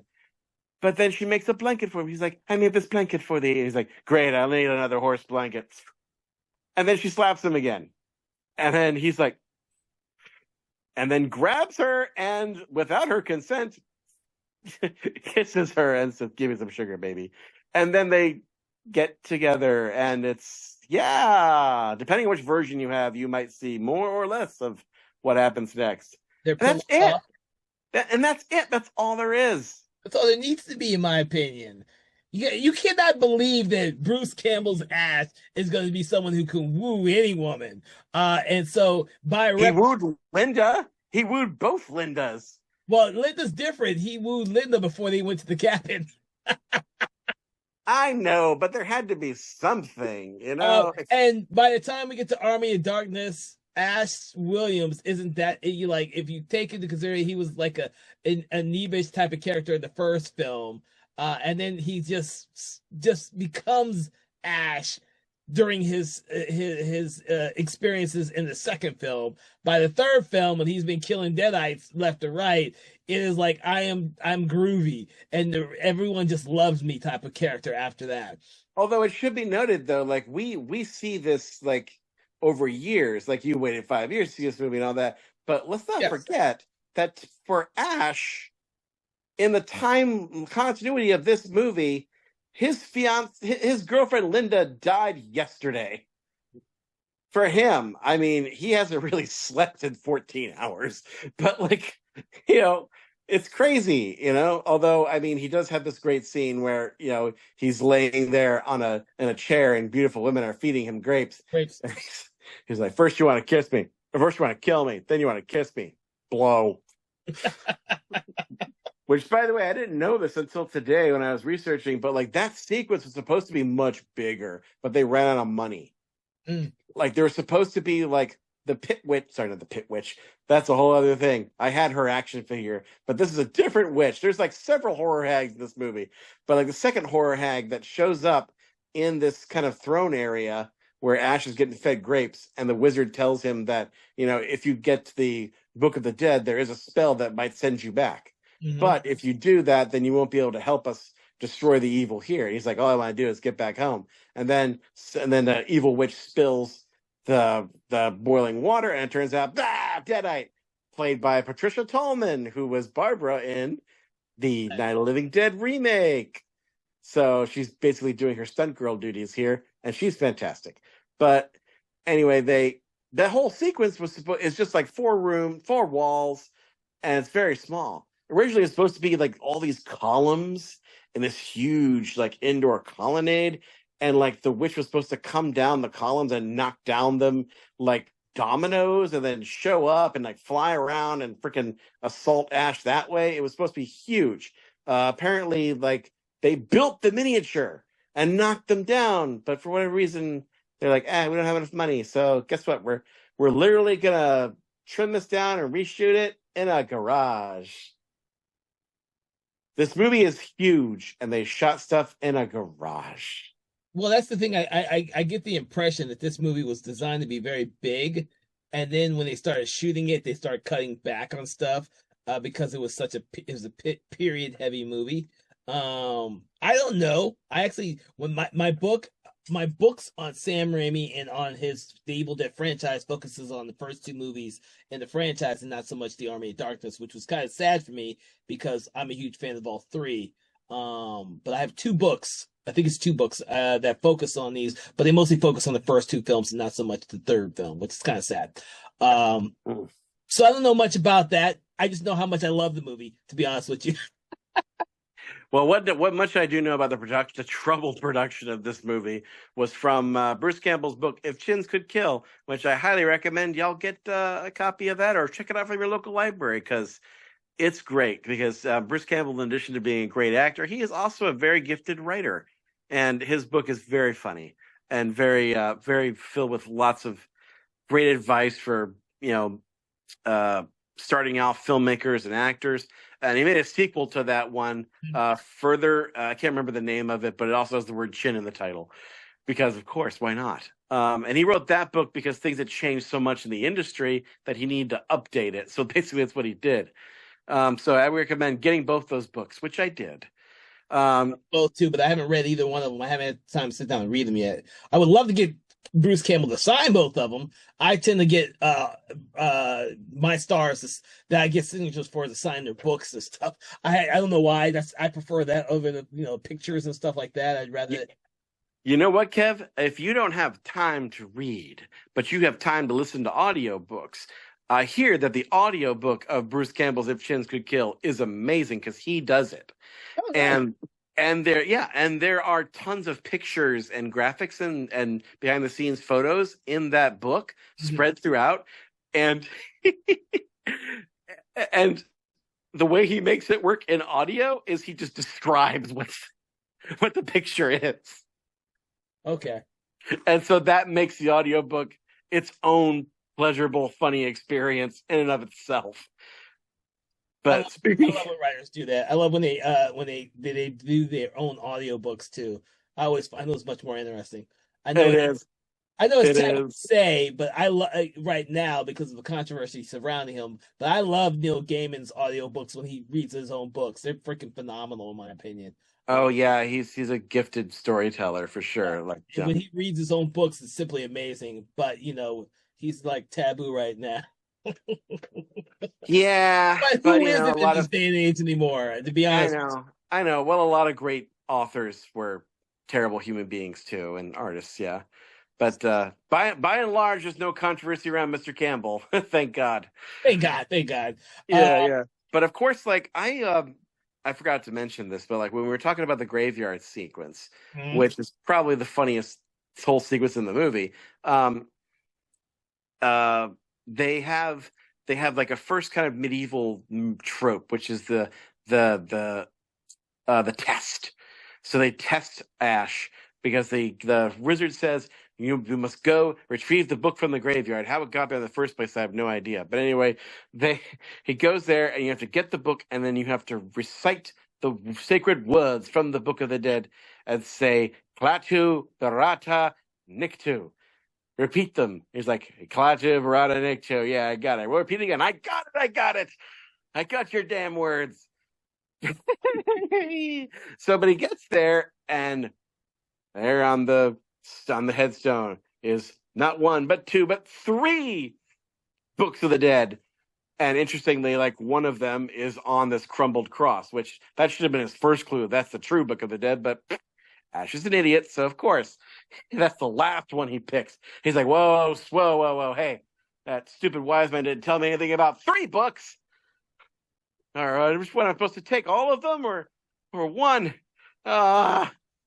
So he's like, one of them bites him, one of them tries to suck him down into a hole of oblivion, but they finally gets the right one, but he's got to say the words. And those words, if you haven't figured it out, folks, those are the words that the lady is supposed to say to Gort the robot in the Day the Earth Stood Still in order to get him to not kill her with his laser eye. Klaatu Barada Nikto. But, of course, because Ash is an idiot, he cannot remember the last word. Klaatu Barada. Oh, what? Nectar. Necktie. And he's like, definitely an N-word. And he just does it with a... Well, another story about that from my own life, Kevin, is that I almost... I'm going to call this little segment here... not unfinished production projects, but projects that should not have been. Okay. From the life of Thomas Tinnerillo. I once had an idea for a sketch comedy show with my cousin Dominic, And we never made it like on film, but one of the ideas for a comedy sketch that we had was based on this scene from Army of Darkness. And it would have just been like a fake movie trailer with Ash, or maybe Dominic and my cousin, like dressed up as Ash because he looks kind of sort of more like him than I do. But anyway, which isn't saying much. But anyway, he would be there in the graveyard saying, nectar, necktie, definitely an N word. And then his eyes shift knowingly, thinks, okay, all right. And then spreads his arms out wide and says, oh gosh, this is going to get me canceled, but I'm just going to say it in a way that hopefully will be okay. Klaatu, Barata, N-word, and a bunch of African-American skeletons come out of the ground and go, what did you say? And attack him. Oh my God. And then it says, coming this summer, The Black Evil Dead. So it would have been like a blaxploitation Evil Dead. You know what? If Jordan Peele was doing it right now, it'd probably be a success. Yes. Yeah. So, and for everyone listening, I say that with loving support of Jordan Peele because he's one of my favorite directors, and we've already discussed Us on the program, and we will be getting to his other two films really soon, so be on the lookout for those. But yes. So like, yeah, it's so I mean, before, like, ladies and gentlemen, I preface this again. It was a lot funnier when I thought it was a lot funnier in the 90s when I came up with that idea. These were kids. We were kids. We didn't know any better. But I thought, anyway, that's all for this segment of projects that should not have been. But yeah, so this movie keeps going on and goes into wild tangents. Well, not tangents, but like things that like you're like, why? Oh, like, I forgot to mention this movie has not one but two pterodactyl Evil Deads, like Deadites. Mm-hmm. Like they're freaking. There's one in the beginning of the movie and one in the middle of the movie that kidnaps Sheila, and he's like, Sheila, and it's just a flying Deadite for no reason. Like, I don't know why, because like the evil possesses the corpse and turns into an animated thing. Trying to figure out where that thing came from. Yeah, it's a bat creature. What? There is no explanation for that in this movie. They just are. And, oh, you know what? Oh, wait. I figured it out. Okay, wait. I got it.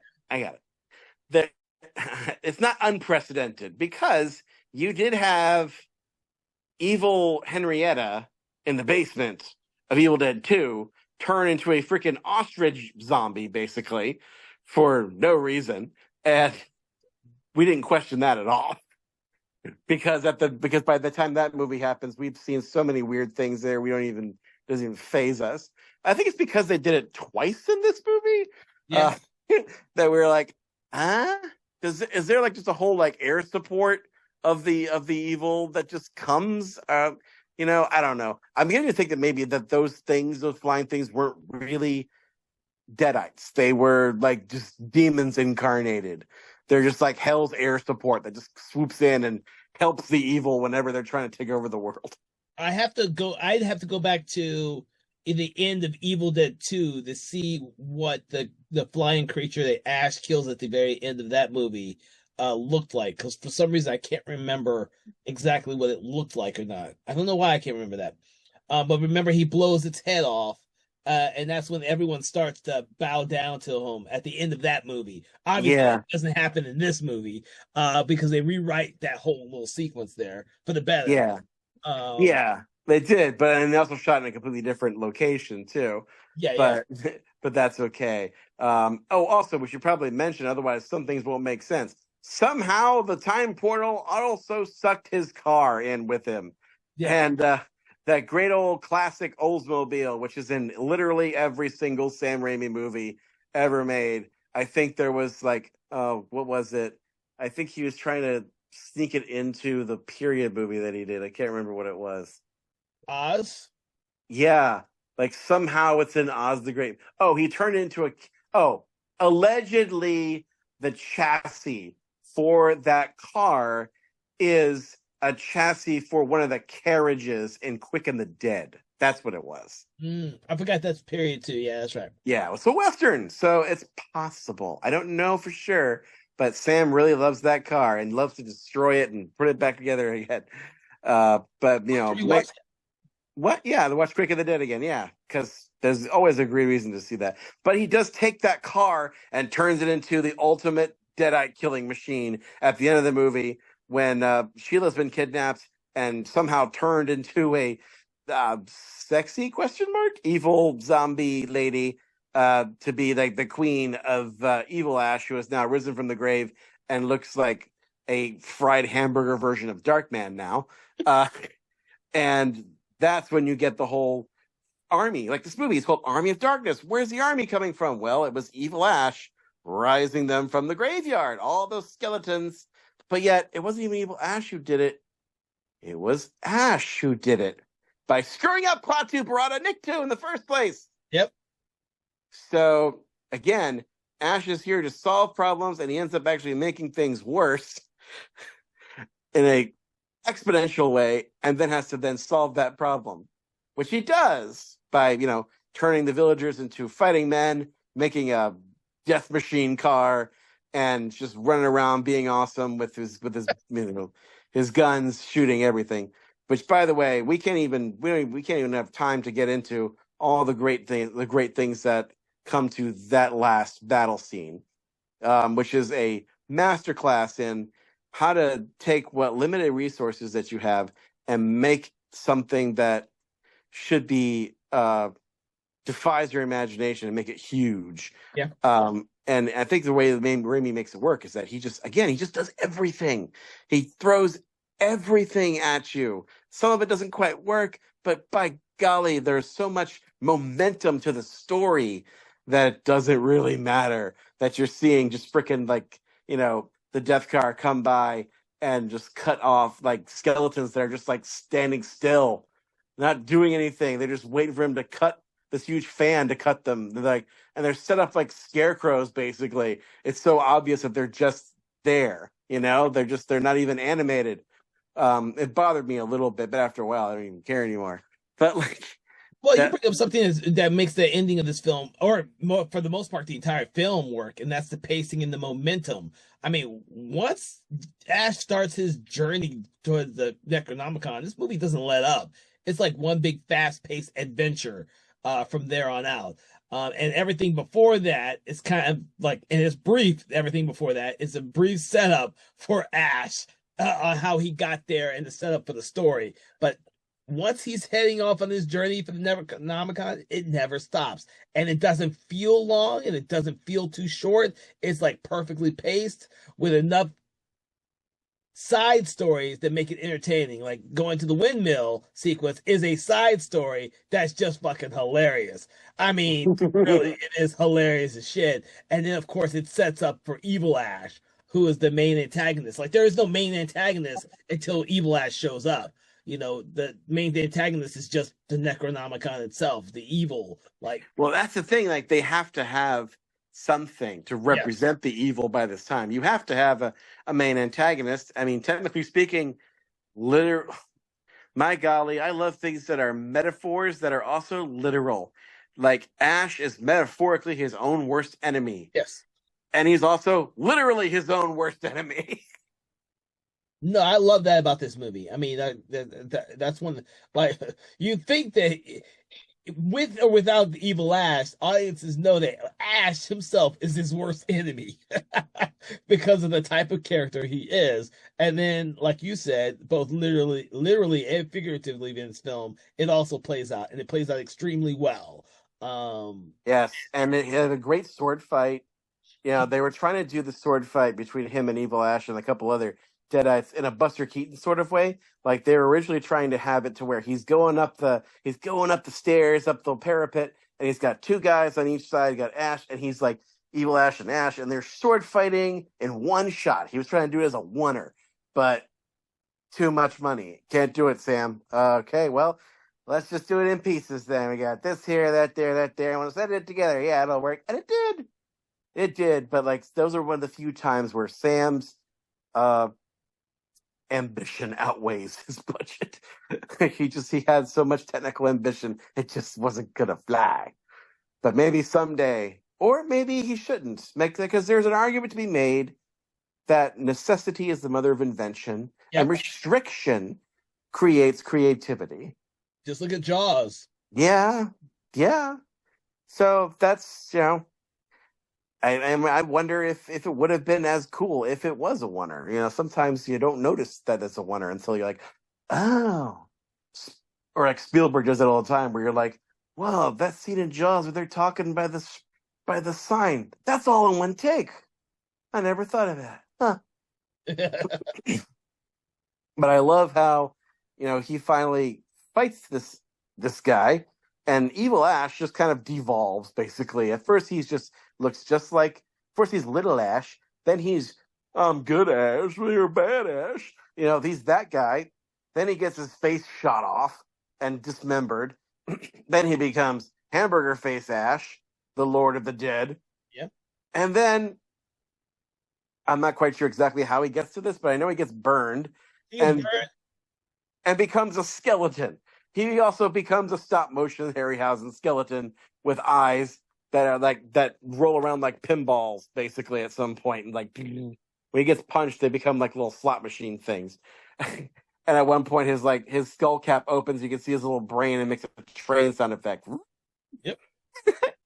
But this is the guy. And also, I don't know if you noticed, but Bruce Campbell also plays Evil Ash. Yes. So until that moment, when he gets burned, though, from then on, from the line where he goes, I got a bone to pick with you, that's no longer Bruce Campbell playing Evil Ash, even as the voice. You know who is playing the voice of Evil Ash?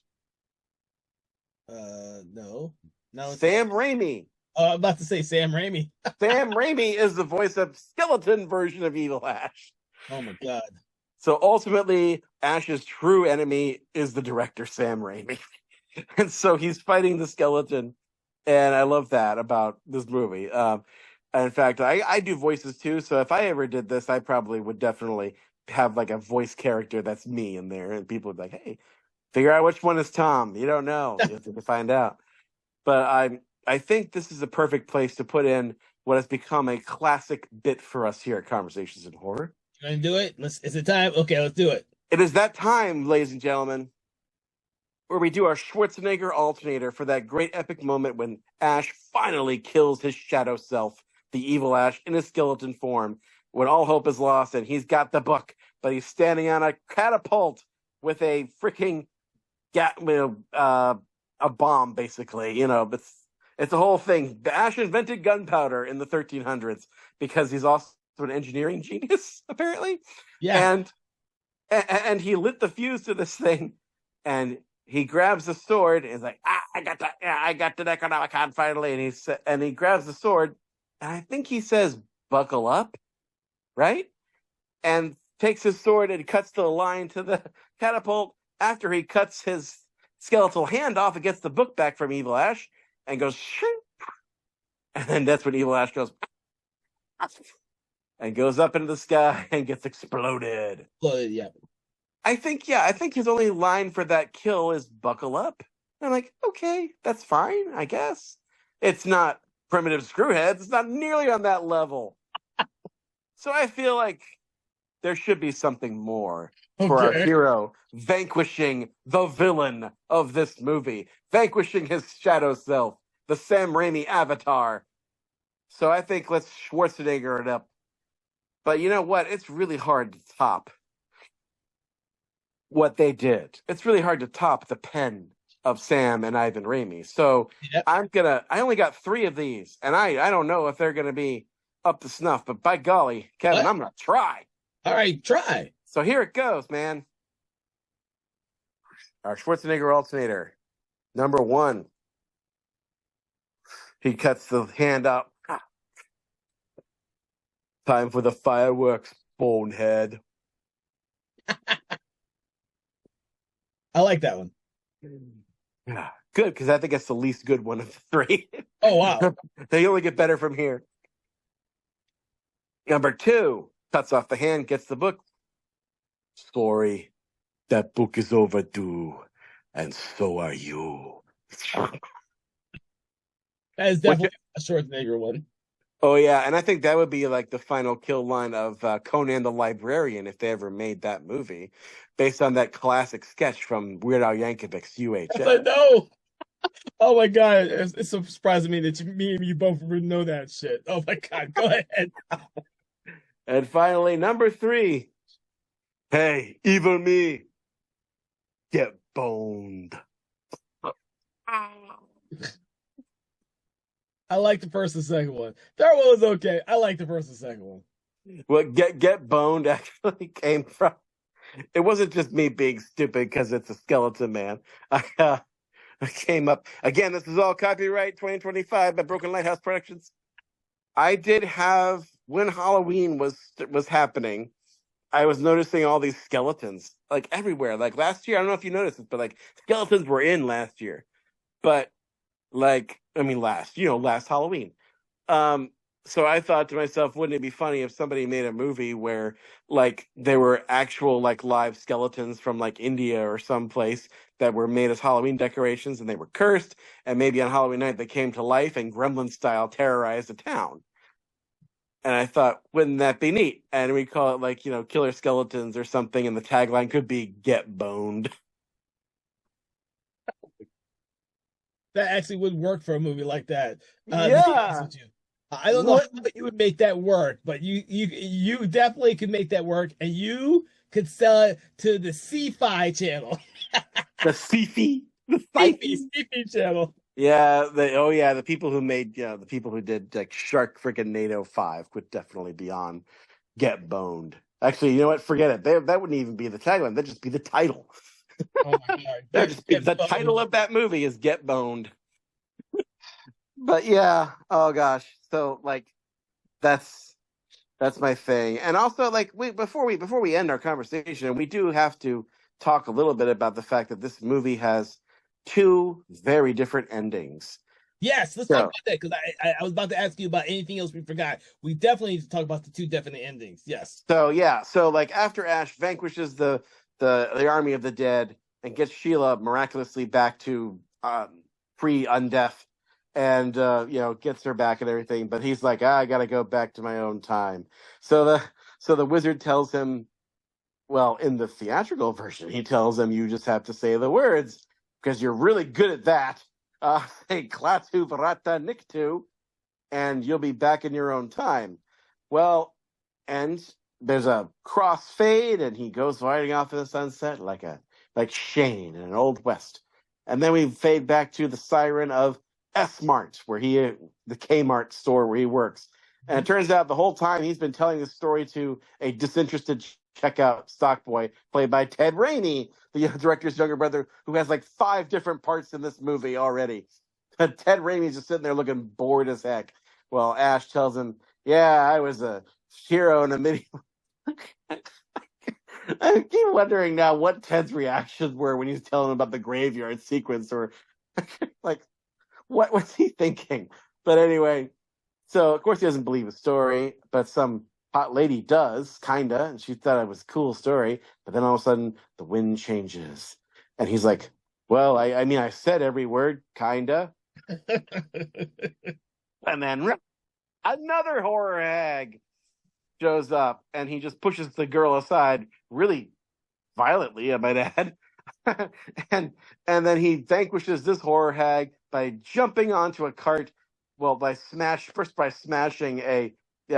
sporting goods department's case of shotguns, and then gets on top of the store and says, of course, lady, I'm afraid I'm gonna have to ask you to leave the store. And then he does this action movie thing where he throws the shotgun, jumps onto a cart, and puts his hand up in the air and catches his own shotgun. Which is, only Bruce Campbell can throw a shotgun to himself. I know. And it's loaded, of course, and he just shoots this deadite lady all to pieces. I mean, not literally all to pieces, but boom, boom, boom, boom, boom, boom, boom, Oh, boom. It's also one of the only times in movie history where they do a trampoline jump where you literally, it's okay that you see the trampoline because they're in the sporting goods department.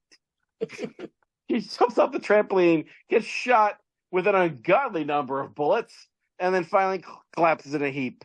And we pan up to Ash going, sure, I could have stayed in the past. Tears his shirt off. He's got his hero shirt on underneath it with his holster for his shotgun. But in my own way, I am king. Takes the girl. Hail to the king, baby. It's probably the second best line of the whole movie that I should have put on my list, but I did not. oh Jesus. And that's the way the theatrical version ended. Yes. But there was an alternative, which really, according to Sam Raimi, was the way they wanted the movie to end originally. Yeah. Where Ash is told by the wizard, who may or may not be Merlin, to take this little droplet thingy, and which looks like a medieval eyedropper, basically, and take this liquid, and for every drop you shall sleep 100 years, and then you shall be back in your own time, hopefully. So he takes the death car and takes some dynamite and blows up the entrance to the cave and seals himself up in this cave in England in 1300 and takes the dots, but he takes one drop too many. And he sleeps through the ages, and he's got a huge whip and wrinkle beard. Spiders make their nests in his hair. And he gets out with his, by the way, his robot arm isn't rusted at all. He looks really good. It still functions after 500 years. And he gets out there, he's like, he sees these broken machines around him, like, technology, yes, I'm home. And he goes up over the rise and sees a destroyed London, a wreckage of humanity, and this weird building in the middle that kind of looks like a pyramid building from Blade Runner. It's a very weird looking miniature. I think it's supposed to be a futuristic city. Yeah. And he totally goes like Charlton Heston in Planet of the Apes and goes, I slept too long. Cut to black. Credits. Yeah. See, I prefer the theatrical cut to that ending. Me too. Me too. In fact, I have not really met anybody who actually legit thinks that the original ending would have been better. Yeah. I don't think anybody actually believes that. I think if anybody says that, they're just saying that to be contrarian, honestly. I really do. Yeah. So I guess this is the case to be made that sometimes test audiences are right. Oh yeah. Yeah. I think with that type of movie, I think I prefer the Ash be like the kind of hero character at the end, and we get one last Deadite kill. Also this one, the theatrical version kind of hints that there could possibly be another one if the movie had been successful, whereas the other one, it just kind of it just is weird. It feels like the Planet of the Apes. That's a perfect example of the Charlton Heston Planet of the Apes ending. I never thought about that to you. It always felt something like that, but I had never been able to put a name or a face to it. But you saying Planet of the Apes, Charlton Heston, perfect example. Like, yeah. Except the problem with that is that clearly it's what Raimi was going for. And also, yes, you can very easily see that is something Ash would do. That is how Ash would screw things up for himself. That it's truer to his character. Yes, you get that. But here's the reason why that doesn't work, is that we see it coming a mile away. We didn't see the Planet of the Apes thing coming a mile away. We should have, but we didn't. We should have known from the get-go that he was back on Earth because the apes have horses. Are you trying to tell me that not only are you on Mr. Heston, you believe that you are on an alien planet that has such there's a scientific word for it, I can't remember. But anyway, I'm going to invent one. Co-running evolution, that this planet evolved talking apes and horses? I'm sorry, even Star Trek couldn't do that. Star Trek had, whenever they had plans with freaking horses, they put like horns in their heads or something, just to tell you these are alien horses. So yeah, no, we should have seen it coming a mile away, but the genius of that movie is that we didn't see it coming a mile away. But ever since as soon as you see him take the extra drop that he shouldn't have taken, you know what's going to happen. And you're just sitting there waiting for the inevitable, okay.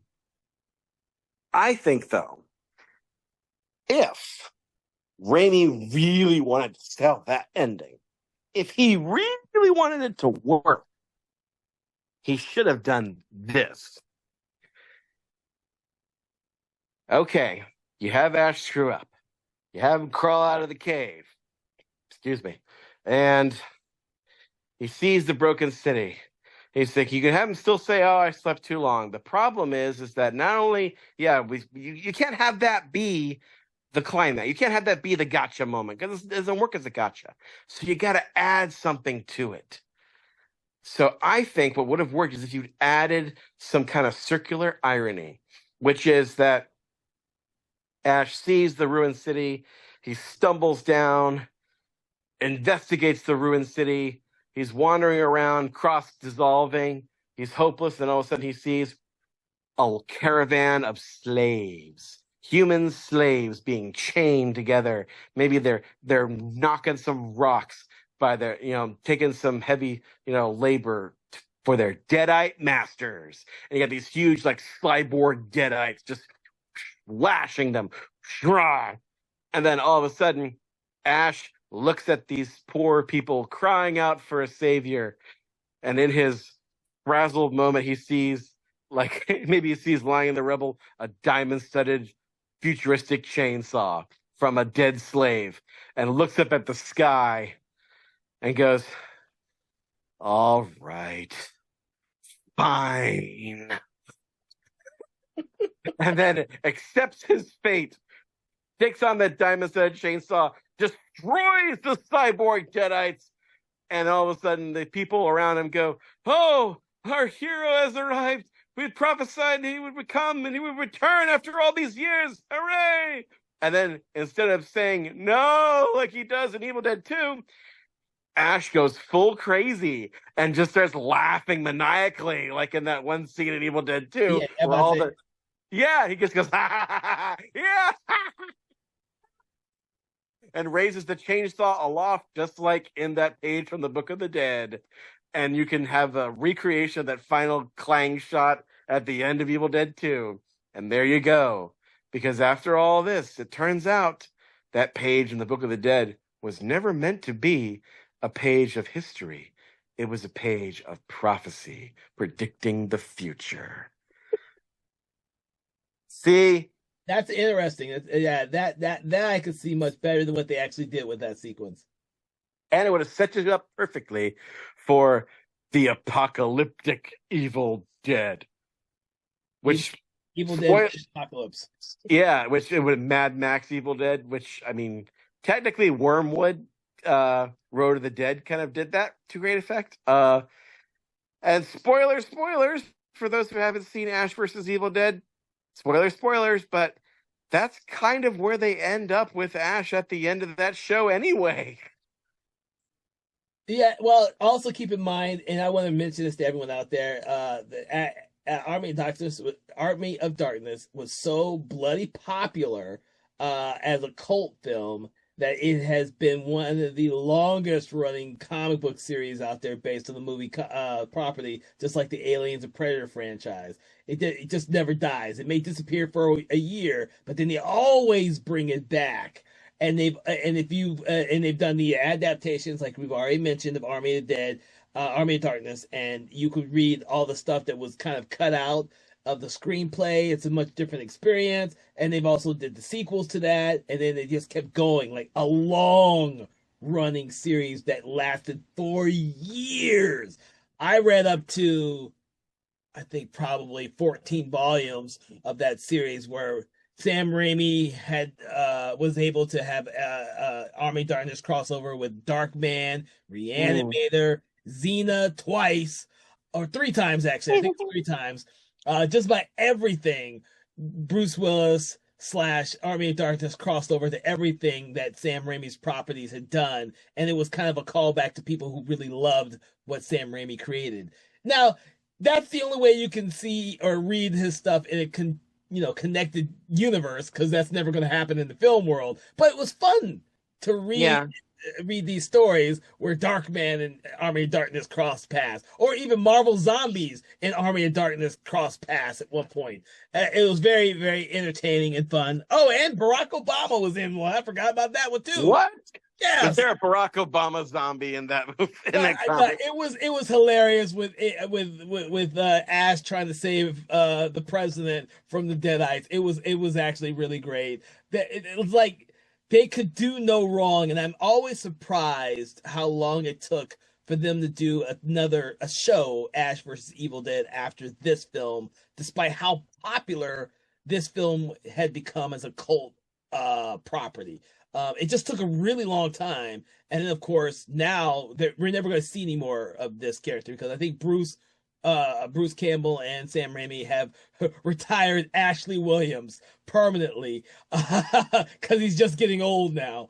But I have heard though that they have not ruled out the possibility of an animated thing. Oh. That Bruce Campbell has said that he would consider doing the voice of Ash for an animated project. Now that would be interesting. Especially in this day and age where we're getting a lot more adult animated feature-length films and projects. That would be amazing. Even if it was a show, Army of Darkness show. Can you imagine how great that would be? Netflix. It'd be gore everywhere. It would be uncontrollable. It would be amazing. Oh my God. And they could do literally anything that the television show wouldn't or couldn't allow them to do because of budgetary constraints. I mean, here's the thing, though. The humor of the Army of Darkness and Evil Dead has always been Looney Tunes cartoony. And now, if you could do it animated, now it really literally is the cartoon. I think you'd have, I never can pronounce his name correctly, but I think you'd have to get the guy who did Dexter's Laboratory and Genndy Tartakovsky. Yeah, you'd have, because his show Primal is fucking awesome. Give him that. Give him the reins to do an Army of Darkness animated show. I think it would be fucking perfect. He gets the humor and he gets the gore and bloodiness that from his Primal series. I mean, dude, it would be awesome. It'd be phenomenal. Yeah, that is a fun show. I've seen little bits of that. Yep. Well, we eagerly anticipate what will happen with that. And until then, we'll have to just eagerly anticipate Evil Dead Burn, which is the next Evil Dead coming up. Yes, it is. So I want to thank you, Thomas, for joining us on Conversation. Oh, we're not forgetting something, Mr. Kevin. What? We're forgetting what we rate this movie. I say that. I do the rating after I say I thank you. Oh, you do? I'm sorry. I keep thinking you were gonna forget, like that one time you forgot. I did forget one. No, but I wanted to thank you for joining us on Conversations in Horror. What we do, everyone out there, is we do a very special version of our own rating system for our show. And I'm going to let Thomas explain it to you because he's the one that came up with it and we thought it was brilliant, and we're going to do it from now on for our show. So Thomas, can you take it away for how we now rate our show? Well, Kevin, we don't really do a 1 to 5 star because that's so based, as they say, the kids these days. Instead, we like to take an object from this movie that we feel personally defines the movie. And we take it 1 to 5, whatever that object is. It could be anything. If this were Phantasm, I'd probably pick the Chrome Sphere of Death and rate that first movie, 4 Chrome Spheres of Death out of 5. This movie is so hard to pick one because there's so many totems of the magic of this movie. There's so many. I could say 5, I could say chainsaw. What, the chainsaw? The chainsaw is iconic. It's the hand chainsaw. I could say that. Or maybe the Book of the Dead. It's the MacGuffin of the plot, after all, right? Or is it the robot hand that he makes? Ruby. Or the death car. But the death car is only in it for like a few minutes. I mean, it's iconic. It is iconic. But where's the Hot Wheels version of the death car? Yeah, where is that? I'm still waiting for it. I'm still waiting for it too. I got a Ninja Turtles van, Hot Wheels. Where's the Death car? So instead, after much soul searching and consternation, I finally figured, well, the only thing I can use to rate this movie is the boomstick. I'm gonna kill you for stealing mine, but you go ahead. Great minds think alike, Kevin, but I will. You know, we've gone over, like, there are a couple of things about this movie that don't work, and there are, some special effects moments that kind of take me out of the movie a little bit. But you know what? There are some times where the greatness of a thing overwhelms its flaws and causes me to say 5 boomsticks out of 5. Because this movie is perfect in its imperfection. Even in its flaws, it's perfect. It's beautiful. It's amazing. And it always makes me laugh every time I see it. Well, I'm going to agree with you. I'm going to give it 5, but I'm going to give it a 5. See, since you took my thunder, I'm going to give it 5. I'm going to give it 5 goody little two shoes. What? 5 goody little two shoes. Oh, I see. That's clever, because the shoes are not real, but they are a metaphor. Okay. So I think this is one of my favorite movies of all time. Yeah, I mean, even though I can watch this separate from the second one, I really enjoy watching the second one and this one together. They're almost tonally opposite of each other, but the humor is so I never get tired of this movie. Never. I read the fucking comic book for probably 2 decades. Like, I don't read like any type of superhero comic book anymore. I stopped that in the fucking 90s when superhero comics became shit. But I still read like Army of Darkness because it was so damn clever on what they keep coming up with. And it's never left me. Army of Darkness has never left me. So yeah, and it never will. I've seen it way too many times. It was just one of those films that grabbed me as a kid in the 90s, early 90s, and it never let go. And I try and get as many people, like, I'm trying to talk my wife into it now. She saw me rewatching it. It was like, what are you watching? Because she's never seen it.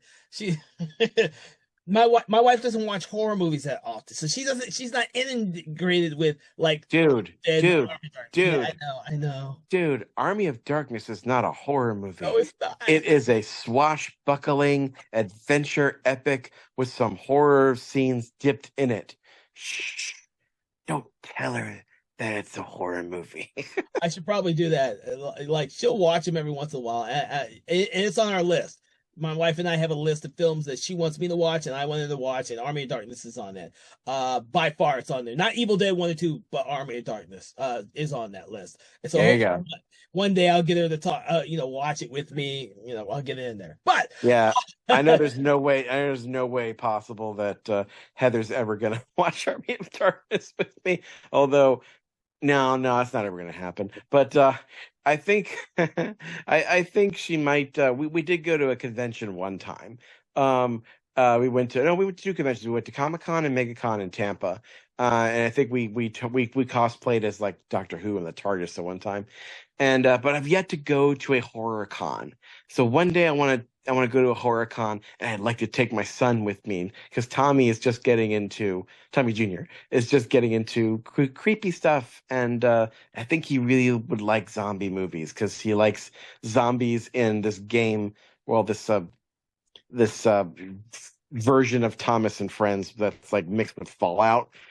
They have, or Cold Wars. It's complicated, but anyway, they have zombies in that game, and he loves that. And I thought, ooh, cool. You will probably love Night of the Living Dead. So I will. So I agreed with my wife, like, next year we'll finally show him the original Night of the Living Dead. Oh, okay. But I have in my possession. A friend of mine gave me a present of a foam and wood chainsaw that I could stick my hand in, and it's got a splatter of blood on it, on the blade. So it used to be proudly displayed in my in my bookshelf, but now it's in storage. So maybe next year we'll find a con to go to, and maybe then I will cosplay as Ash, because all I need is a blue shirt and some brown khakis and work boots and a little bit of blood and this chainsaw and a boomstick. And bam, I am Ash. Housewares. And with that, I want to thank you all for joining us on Conversations in Horror. We hope that you've enjoyed this episode on Army of Darkness. Please make sure to check out our previous episode on The Evil Dead 2, as well as Darkman. We will be doing Evil Dead, the original, later on in the year. So make sure to follow, like, subscribe, do that thing you do with your favorite podcast, your favorite podcast app, Spotify, or YouTube, so you never miss an episode.